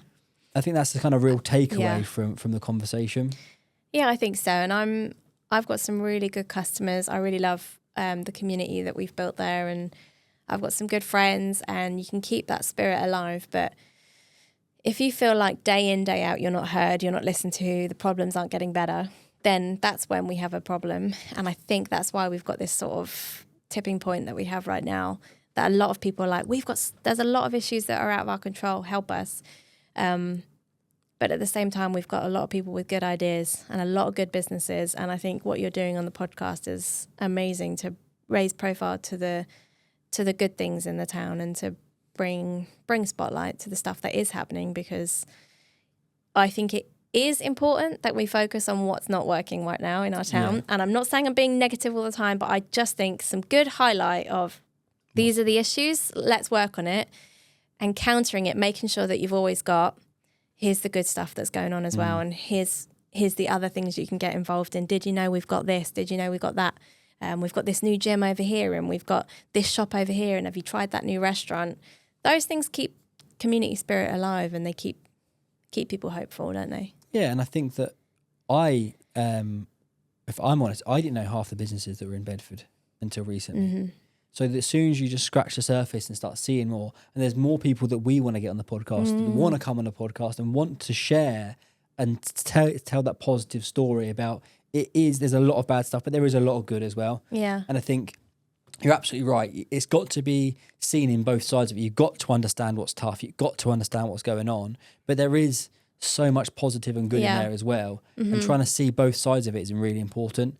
Yeah, I think it makes you appreciate it as well. When you know how hard, like if I look at Vanilla Tree and they make everything from scratch, their bagels, their cakes, everything, and you know how hard it is to do that, you appreciate when it's done. And I'm willing to pay a bit more for that, because when you see it not done well and everything's just bought in, mass produced, and it tastes a bit bland, makes you appreciate the places that are doing it really well. Yeah. So I think it is good to highlight both, but focusing on the good is always better. It helps you appreciate why it's good though, when you see the issues. So taking a step back away from Bedford, what is the future looking like for you? The plan. Do you have a plan? I did have a plan. I think in my mind I've always got a loose idea. I keep it loose these days. What is the plan? I think I'm just coming out of staying alive. And when you're staying alive, your goals, your plans kind of take a backseat, and they sort of go out the window. And I feel like I'm just coming out of that now. I feel like when you're staying alive and keeping going, your view gets quite narrow, and you're a bit more focused in your eyesight. So for a while there, staying alive is the goal. Staying alive is the future. Knowing where you want to go, but you're kind of narrow focus. Now that I'm sort of lifting my head back up again, I can start breathing. I've got more space to dream. I've got a bit more capacity to be creative and to dream a bit more. I'm going back to where did I want to go before, and is that still true? I always unsure whether second site, multi-site, franchising. Franchising doesn't excite me. It doesn't entice me at all. I don't know. I don't have an excitement for that, but expansion is more exciting for me. How can I do what I'm doing really, really well? And instead of splitting it and splitting resources, splitting maybe making one thing just two, but a little bit less. Some places that works really well. The level of attention and focus I give my shop, I would rather have one smaller thing that's really, really good than two that's maybe like 80%. Yeah. So for me right now is I want to get the store where it is right now to its best position. How can I maximize every centimeter of square footage that I have? And how can I get it running as seamlessly and as sustainably as possible? How can I make it really flow and work? And then out of that place, I think it will be the overflow. It will gradually move. Expansion, physically, online, deliveries, and moving myself. That way, that would be a really, that's my next sort of goal that I'm trying to work on a bit more. Yeah, let's just do deliveries. That's awesome. You know, it takes like so many days to come up with how's this going to work? Logistically, what's it going to look like? I need money to change my website. I need to do this, this, and this, and this, and I need the software for that. And I get annoyed at delivery drivers constantly on the pavements and on the roads. It really annoys me. So I don't want to partner with something that frustrates me and that maybe I don't love. So then I need my own infrastructure, but then you've got to build that. So as much as I'd love to say that's the future, it's going to take a while to build something, but I'd love to be able to deliver it into the people that can't come into town centre for whatever reason. Keep going and be really good at the one thing that I'm doing. That's what I want to do. Be in a position where I can take a little bit more of a step back and it still run. And I think the definition of sustainability would be if the store can run really, really well without me, then to me that's such a fully sustainable business. I think that sometimes people get so caught up with more and more and more as opposed to doing the one thing that you do and do it really well. And the amount of people that said, are you going to open a second? Are you going to open a second? It becomes your thinking. Well, that's what people expect. That's what people think. That's what I should do. But trying to manage something that you do and how you do it, to get to do that twice is going to be really tough because, like you say, your attention to detail, the sourcing of things, everything becomes really difficult. It's not impossible, I can imagine, but it's tough. Yeah. And people have done it, but I think you need more than the resources I have right now to be able to do that. And I don't want to spread myself too thin. I still believe in, is it an American term? I don't know, the mums and pops businesses. I don't know where I got that from. I haven't heard that one. Maybe it's an American thing. The mums and pops businesses, like the family businesses that make up your community. Right. I always wanted to be a bit more like that, but adding in my corporate background. And I wanted to be professional in being a family community business, which means not closing early because I've got an appointment, or like not just ad hoc stock, and being professional and consistent. But the customer service is my number one. And all my staff know, when whoever's been hired, the first thing is your customer experience, the customer service. It's so crucial to me. And I feel like our general standard is so low right now that even if someone's just nice to you, like great customer service, and it's like, well, that's kind of should Someone be basic. just acknowledges that you're there. It's a good start. That's just kind of the basic these days. But now I feel like I really see good customer service because I feel like the bar is pretty low in places, and we've just accepted that. Yeah. But for me, it's when a customer comes in, are you actively noting what they're buying? And so then when their kid's pulling them around, or when they're having a bad day, did you remember to get your coffee today? Because I noticed you haven't bought it. That is what I want from our business. But if you spread yourself too thin, or if you automate it enough, that stuff gets lost in the window. Sure. And I think that stuff is needed. We need the people to be like, a lot of my customers, some of them are old and were housebound for a while. We delivered some of their medications, popped to the pharmacy, that sort of thing. You're not going to be like their hero in anything, but neighbourly, community focused. Yeah. I think there is it's so lost, isn't it, that connection to, saying about neighbourly.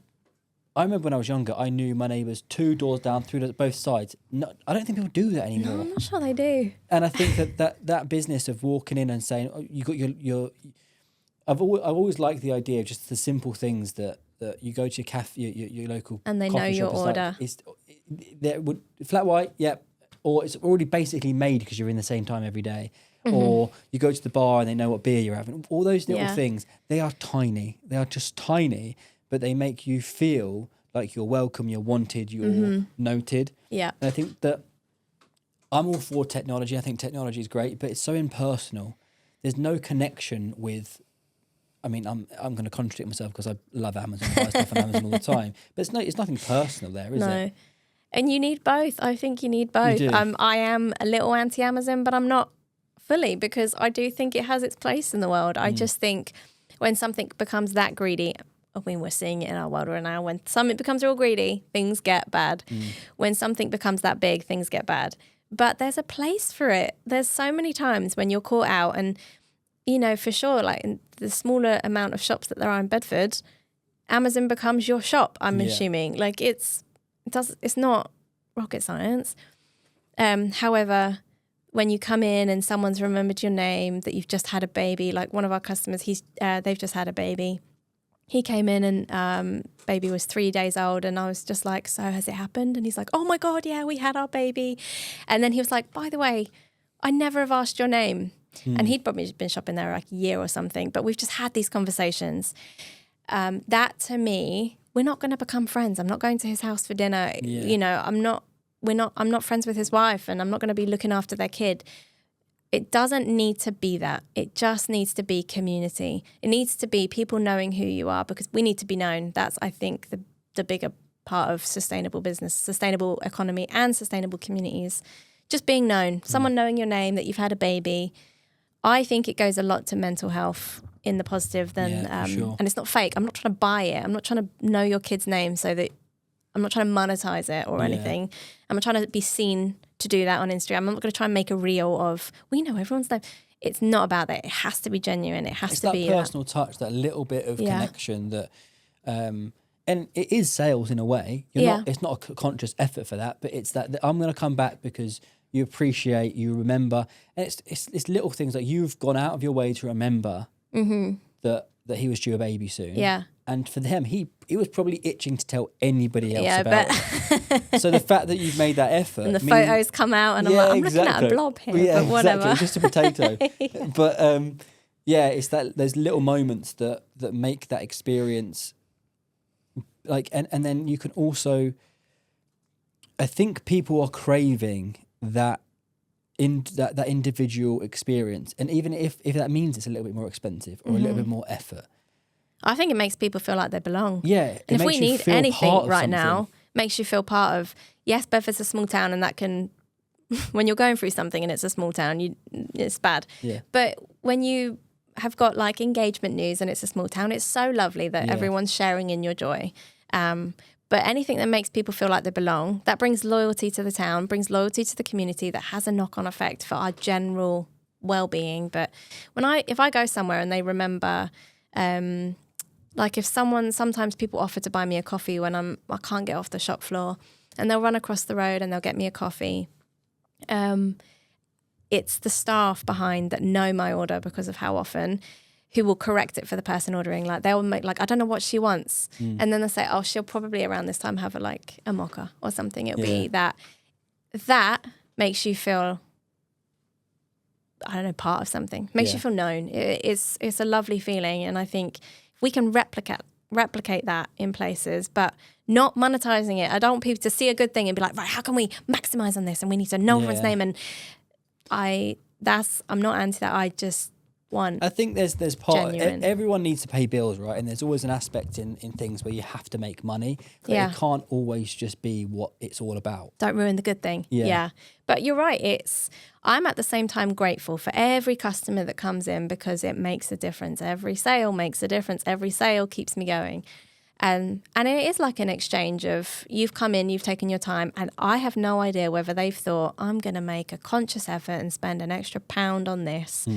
And maybe they've done it begrudgingly, but I'll be really grateful, and I'll thank them. But in exchange, I'll get to know your name. You'll experience part of being in a small business is that it's like, I don't go to a commercial dim. I haven't in a long time. It's just not for me. But I don't love that space. I love smaller, bespoke. I love getting to know people. I love being in spaces where you're seen. I just prefer a little bit more of genuine community spaces. And so I think all of these small group gyms that have popped up over the last years, I think it's because people are craving somewhere that they belong. It's everything COVID, everything from then. It's been everyone works, not everyone, a lot of people work from home in their spare room or whatever it may be. And we're naturally social beings, aren't we? We need to be around people. We need to talk. We need to. Sometimes it's just talk absolutely nonsense, and that's just what you need. I'm a perfect example for it. Lockdown nearly made me go loopy. I couldn't be at home. I couldn't work at home. I need to be around people. Wait, are you an extrovert? I'm a bit of a weird. You're a bit of both. Yeah.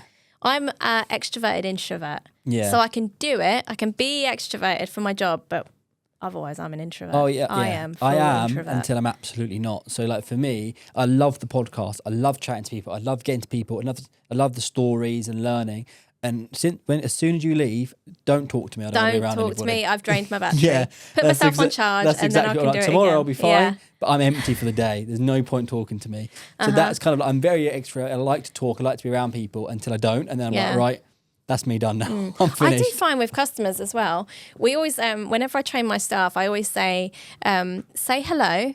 Don't ask them, you okay? Do you need anything? Because I hate being asked that as an introvert in a shop. I kind of want to be left to my own devices. So I always say, make eye contact and say hello. You acknowledge them. And then you say, I'm here if you need anything.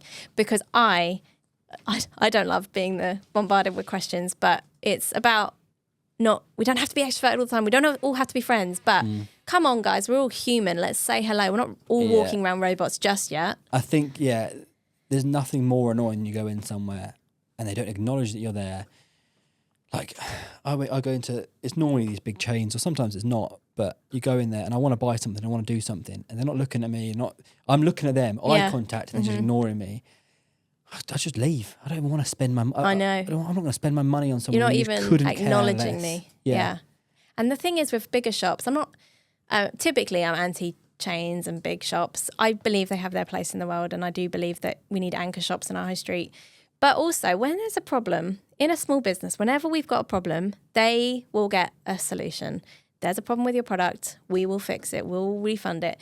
What I absolutely hate about is the big places is that first you're not acknowledged, but then if you've got a problem, nothing I can do about it. Sorry, there's literally nobody else here that will sort that for you. And because the chain is so far away,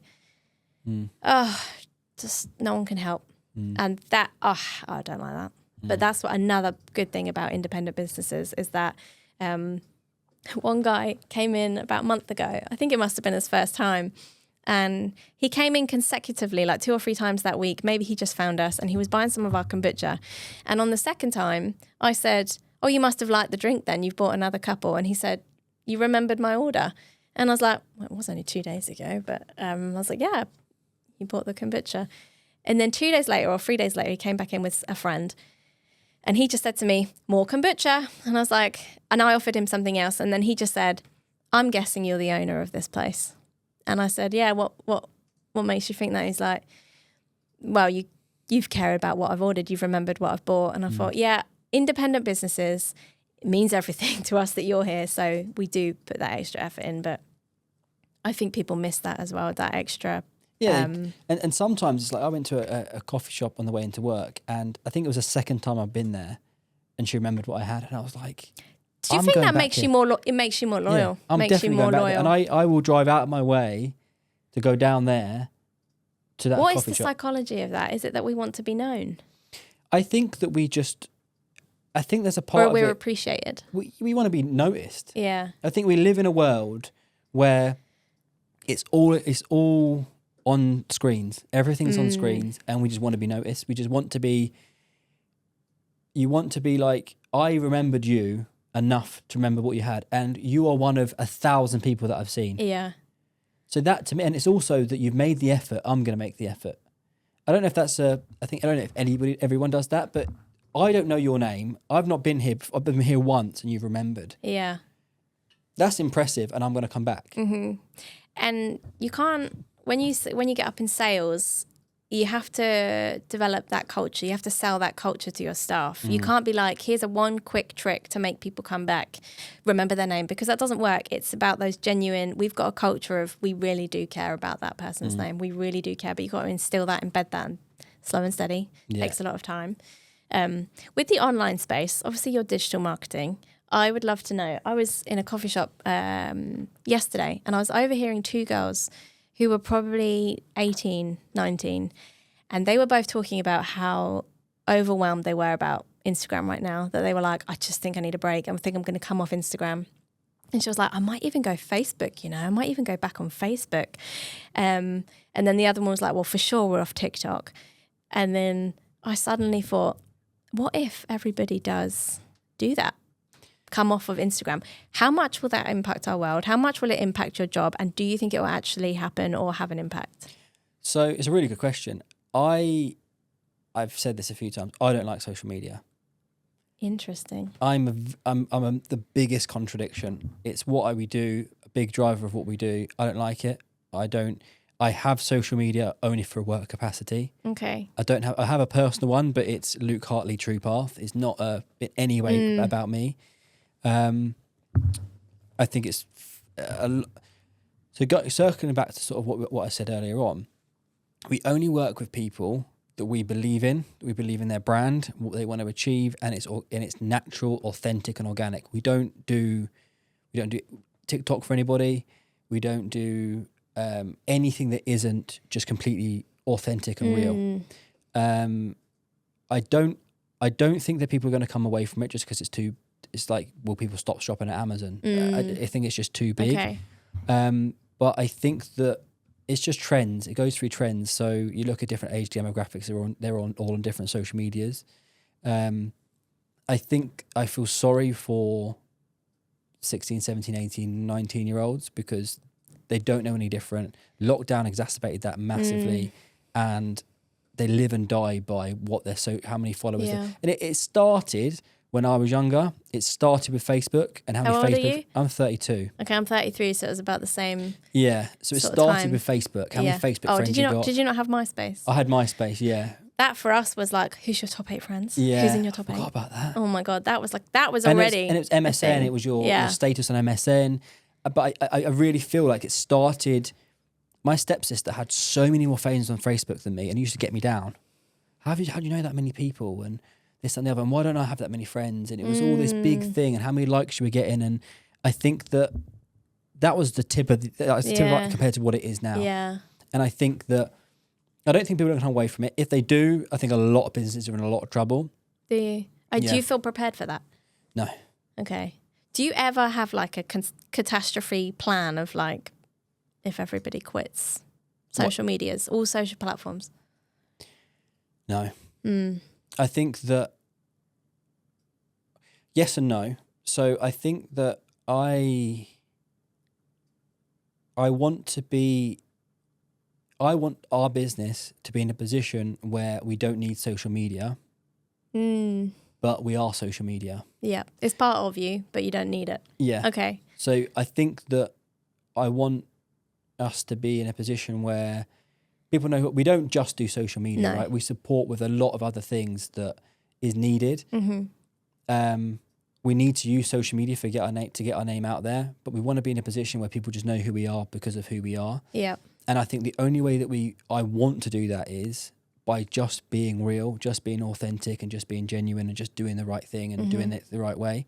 So I don't think people are going to move away from it. I think that there is the younger generation don't drink as much, don't have relationships as much, don't on social media as much, because I think that it's a completely different space now to when we were 18. When you go out as soon as you're 18, and because everything isn't in one place, right?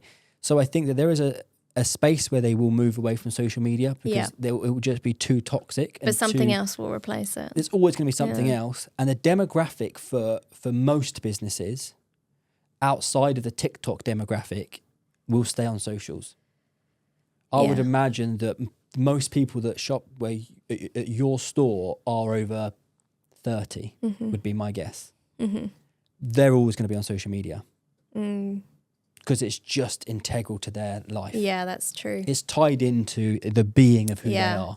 I did get nervous though when someone did say, but all of my friends only find businesses on TikTok, is what a young person said to me. And I thought, oh my gosh, have I become that person that's outdated myself, like by not being on TikTok? And for me, it's an active choice for several reasons.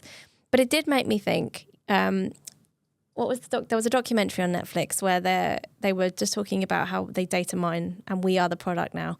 And the guy who invented Pinterest was like, I created it, but I wouldn't suggest that me and my family run it, so I don't let them on it. And the same for Instagram, same for a lot of social medias. So for me, it's like, would I sell on TikTok but not encourage? Then it feels like crazy. Yeah. But am I missing out on a whole place to advertise, or do I just need to get more creative? I don't think TikTok is where you need to be. Oh, great. Then there we go. That's confirmed. But I just also think that if you are going down the data mining situation, everything does that. Mm-hmm. Whether you're on a website, everything I know, everything does. Like my car knows where I am all the time, and sells my data from everywhere I've been. It's nuts. But I think TikTok, it's great for certain things. If it's a consumable that you can buy now, great. If you're like you said, you're a crumbling the apple crumble that you can buy in London, great. But I think it would be fundamentally contradicting what you're trying to achieve, because you are trying to be that community, the local, the neighbourly, and TikTok and we don't want to associate with fads, trends, and anything like that. So, which is why. But I did have that thought of, am I missing all the younger demographic by not being in that space? I would say that the younger demographic there's a small portion that are, but they don't have the emotion. They don't probably have the funds or the emotional investment to do. They're going to a Tesco meal deal. Mm-hmm. Fundamentally, they're going to get a Tesco meal deal, and that'll be that. I don't think that they're as motivated by when you're 18. You're not worried about what the planet looks. Most people aren't worried about what the planet looks like when they're older, right? I would say this generation probably very different from. I think when we grew up. There's more of a. It's more of a topic. A bit of a fear. But I also don't think that there's the driving.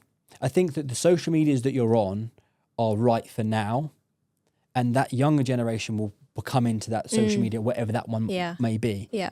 I think Facebook and Instagram are the places to be for the demographic that you're looking for. And if there is the younger demographic that want that, they will find that on Instagram anyway, or they'll know that you exist. Yeah. I did get one customer from TikTok inadvertently. She lived on St Cuthbert Street. She doesn't live there anymore. But one day I got this massive box delivered to the store, and we have regular delivery drivers and they all sort of know the store and what we order and don't order. And it was a box that said 100 toilet paper. And so they thought, the store sells toilet roll. She always buys toilet roll. So they drop off this box and I was like, this isn't for me. And on the bottom it said TikTok shop. And I was like, I was so confused because I do buy a lot of toilet roll. I mean, we get it from specific brands, specific places. 2 days later, this woman comes in and she is all over the place and she's like, have you received a delivery of mine? And I was like, yeah, is it the toilet roll? She's like, yeah, it's 100 toilet roll from the TikTok shop. And I was like, you know, we sell toilet roll, but she was so excited that it came from the TikTok shop and it was 100. And then anyway, she ended up buying a couple of things and then she found us that way, which was great. But I thought, I sell toilet roll. Why are people not excited about buying toilet roll from me? I think that what would be more interesting is having that conversation on social media. What? Why are people not buying 100 toilet roll from me? Yeah. Oh. Do you think it's probably because they can get it for like £1 or wherever they're getting it? But then, I think that there's such a... I think that everyone wants to be more aware of what they're eating, where they're getting it from, where it's sourced. But fundamentally, people are lazy. Yeah, I do have to try and tap into that as much as I can because our shop is not for the lazy. No. And I always have to try and make this the easiest possible way of being slightly more inconvenient. But people are being lazy because they're... And it's not a criticism. I buy things from Instagram all the time because... Do you? Yeah. I've never bought anything from Everyone Instagram. Everyone says that. I don't know if it's just me. Maybe just ads that they're sending me and I send a link and I end up buying it. But you're on the sofa, you're at home, you're chilling or watching TV, whatever, and there's 100 toilet roll for whatever price. If the next video you see on when you go on Instagram is you saying, I know you can buy 100 toilet roll on TikTok for X price. However, what I also know is that we're in St Cuthbert Street. You can buy X for this, and it's sourced this, and it's this, and it's this, and it's this. Yeah. Come see I could us. do that for every product. I actually could. But then you could do a whole series of them. The store versus TikTok. Yeah, the store versus TikTok. I actually absolutely could. Yeah, I'm actually trying to move into YouTube. That's where I want to be, because I have so much to say about my product. Because what people don't know is they might just see one product on my shelf and then, why is it eco-friendly? Why is it a better version? And I don't have that space in the shop to be telling people why this is better. I try in every possible way, but I want to show people, like we sell sourdough, fresh sourdough bread. And just to try and show people, I think the Real Bread campaign call it sour faux, the one in the shops, because it's made from a powder. It's not real sourdough. It's not real fermented. They say sourdough, but no one needs to know what's inside it. Whereas we sell real sourdough, but trying to show people why it's suddenly real, or why is that one in the Tesco's not real? And then you have to go through this whole like conversation. I need a space where I can show. And also, why is it expensive when there's like one for £1.50 at Lidl? Why does it cost that? I think the biggest part of it all is education. 100%. Because, and I'll be honest with you, most people we work with, most companies, most brands, most businesses, a fundamental part of their social media and what they need to do more of is the education. Yeah. Because what happens is, and I'm guilty of it as well, and when I say these things, it's not me being, I know everything. I've lived it. I've done it too, right? Just an observation. It's, you know what you know so well that sometimes you assume everybody else knows it as well. 100%. No, I'm totally guilty of that. I'm so guilty of it. When we talk to people about social media and stuff, and I kind of think, what I'm saying is everybody else knows that. Or you might talk, same example, right? But it's about taking that right back down to the base level and saying, the reason you need to do X, Y, and Z is because of this, or the reason you buy this is because of this. And I was talking to someone on the podcast the other day, and I said, he was talking about why people are questioning about a price of something. I said, well, why don't you just do a video,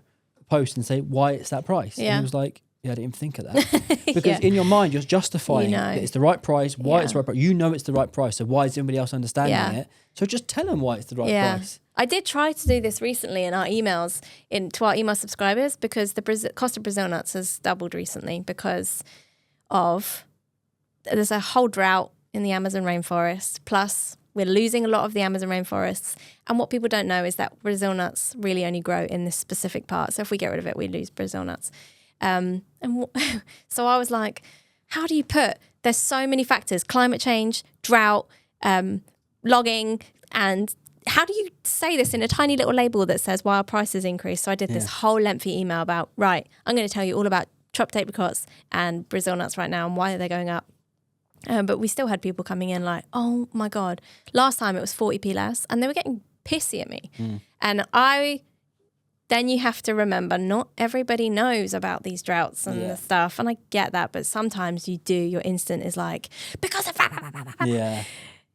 you have to remember they don't know, and then you can explain it and stuff like that. But you're right, it's education, and if you can just share that story. But that's exactly why I want to move into YouTube, to share the story of, I'm not out here becoming a millionaire and I'm just charging whatever on this. I promise you I'm being fair with my prices, but now let me explain to you how I've got to that process. I think there's a lot that people can learn, and I think it's just about how do you, any brand, how do you tell your story in a way that people can understand, relate to you, go through that journey with you, buy into it, and fundamentally it's what we're trying to do. We're trying to tell a story, but we're also trying to say that we're good people trying to do the right thing, and that's what it all comes down to. Yeah, and I think it takes more now to trust that message. Yeah, you've got to really stand out in front of a lot of people that telling everyone's you saying, a lot I'm of the crap. best, and I'm the best, and I'm the best.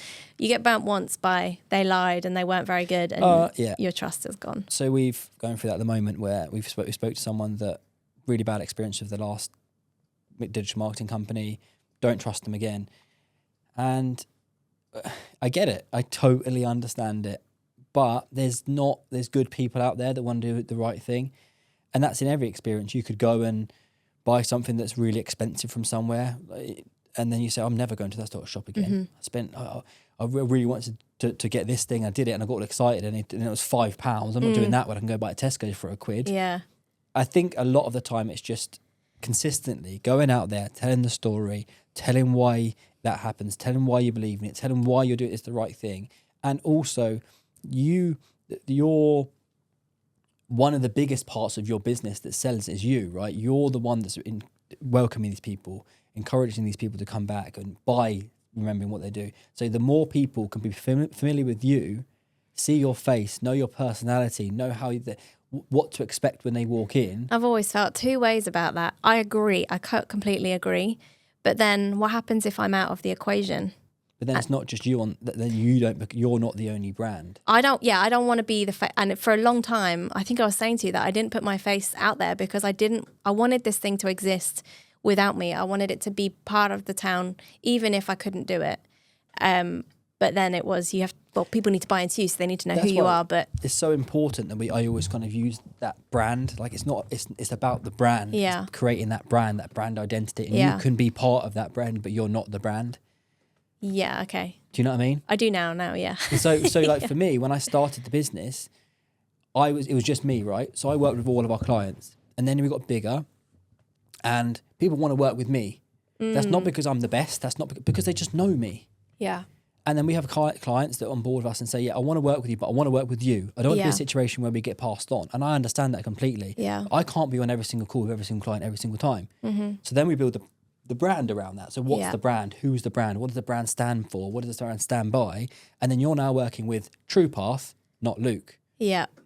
And I think that doesn't necessarily mean that I can't be on socials. It just means that you're working with the brand, not me. I think that's good to separate that, actually. It's really important because you can't always be there. You can't always be the face. You can't work 24/7, and you can't be expected to do that. But that doesn't mean that you can't build a brand around you with you and your team and what your brand stands by. My values and what we stand by. You're right. Exactly. Yeah. Mm-hmm. And that's the thing. You've got to identity. Get it out there. But yeah, I'm terrible on my brand. I had one made for me, and I always go off piece. I'm so bad, and I even know I shouldn't be doing this. I shouldn't be using that font, but I'm doing it anyway because I like it. These two hear that because they won't like it. Honestly, I'm terrible for it.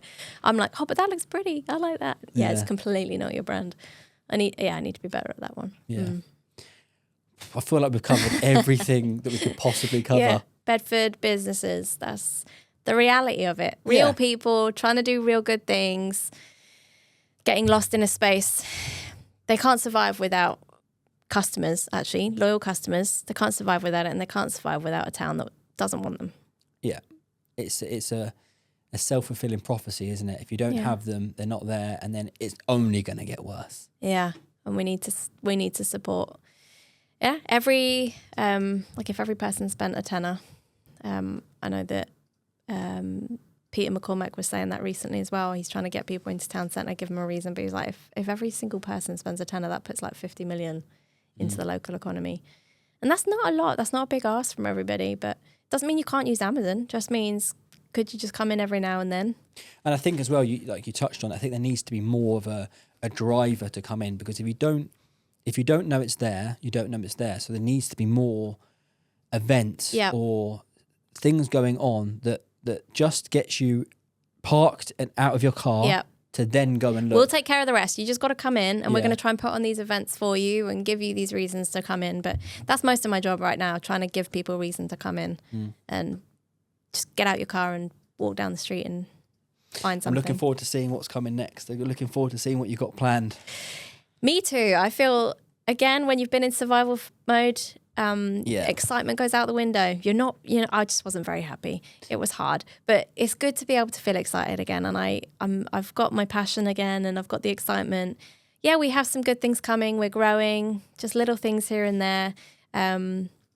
Even the little things, like now for me, part of a really important thing is bringing in, even though it's really small and it's not like a business plan worthy growth, but doing our sample Saturdays. Right, every Saturday now we are giving people, they got to try our products, they got to taste it, but also because I want an experiential visit. So when people come in, they smell something, they taste something, they touch something. I want it to be a little bit more all-encompassing. I also want to be able to give give people tastes and samples and frees and see what that opens up. But all of these little things, you can't offer it when you are just head down trying to survive. I totally get and that. you don't have the margin to do free stuff and stuff like that. Sometimes you've got to, I mean, I completely get, I've went through that phase of new baby, running a business, you just head down, survive, and then lift your head up a little bit, and all of a sudden we've just got loads we want to do and really exciting stuff. And sometimes you have to give the free stuff away, even if you haven't got the margin, because that's just what you got to do. Absolutely, and I believe in it enough. But yeah, I think there's exciting things coming for the store, and I'm trying to be part of the conversation in the town centre. I'm trying to help the town and do what we can. But more events coming from St Cuthbert Street as well. So this year, hopefully more coming soon on some exciting events that we have planned. Hopefully we'll be announcing that very, very soon. So yeah, it feels exciting. It feels really exciting. Cool. Good to see where True Path goes as well. Yeah, hopefully we can we can support the energy that Bedford's got in being better and showing what we can do and showing what businesses in Bedford are about. We wanna be in Bedford. We want to stay in Bedford. We want to support Bedford. We want to grow in Bedford, and we want to work with Bedford businesses because there's a lot of good businesses out there. And I'll never pretend that it's not because we want to grow the business and make the business bigger, but I feel like we're doing it for the right reasons and in the right way. So yeah, fingers crossed that works, and fingers crossed we'll for all find of us. out. Yeah, Godspeed, everyone. Yeah, exactly. Thank you very much Thanks for for coming having in. me. Thank you for being really honest and open about a lot of stuff. Really looking forward to what comes next, and maybe we'll get you in a year or so. We can have a chat about what's happened in a year. Yeah, that'd be fun. What the changes have been in that. A before and after. Yeah. Oh, we're just still alive. Great. Yeah, we made it. We're still going. Cool. Thank you very much. Thanks so much for having me.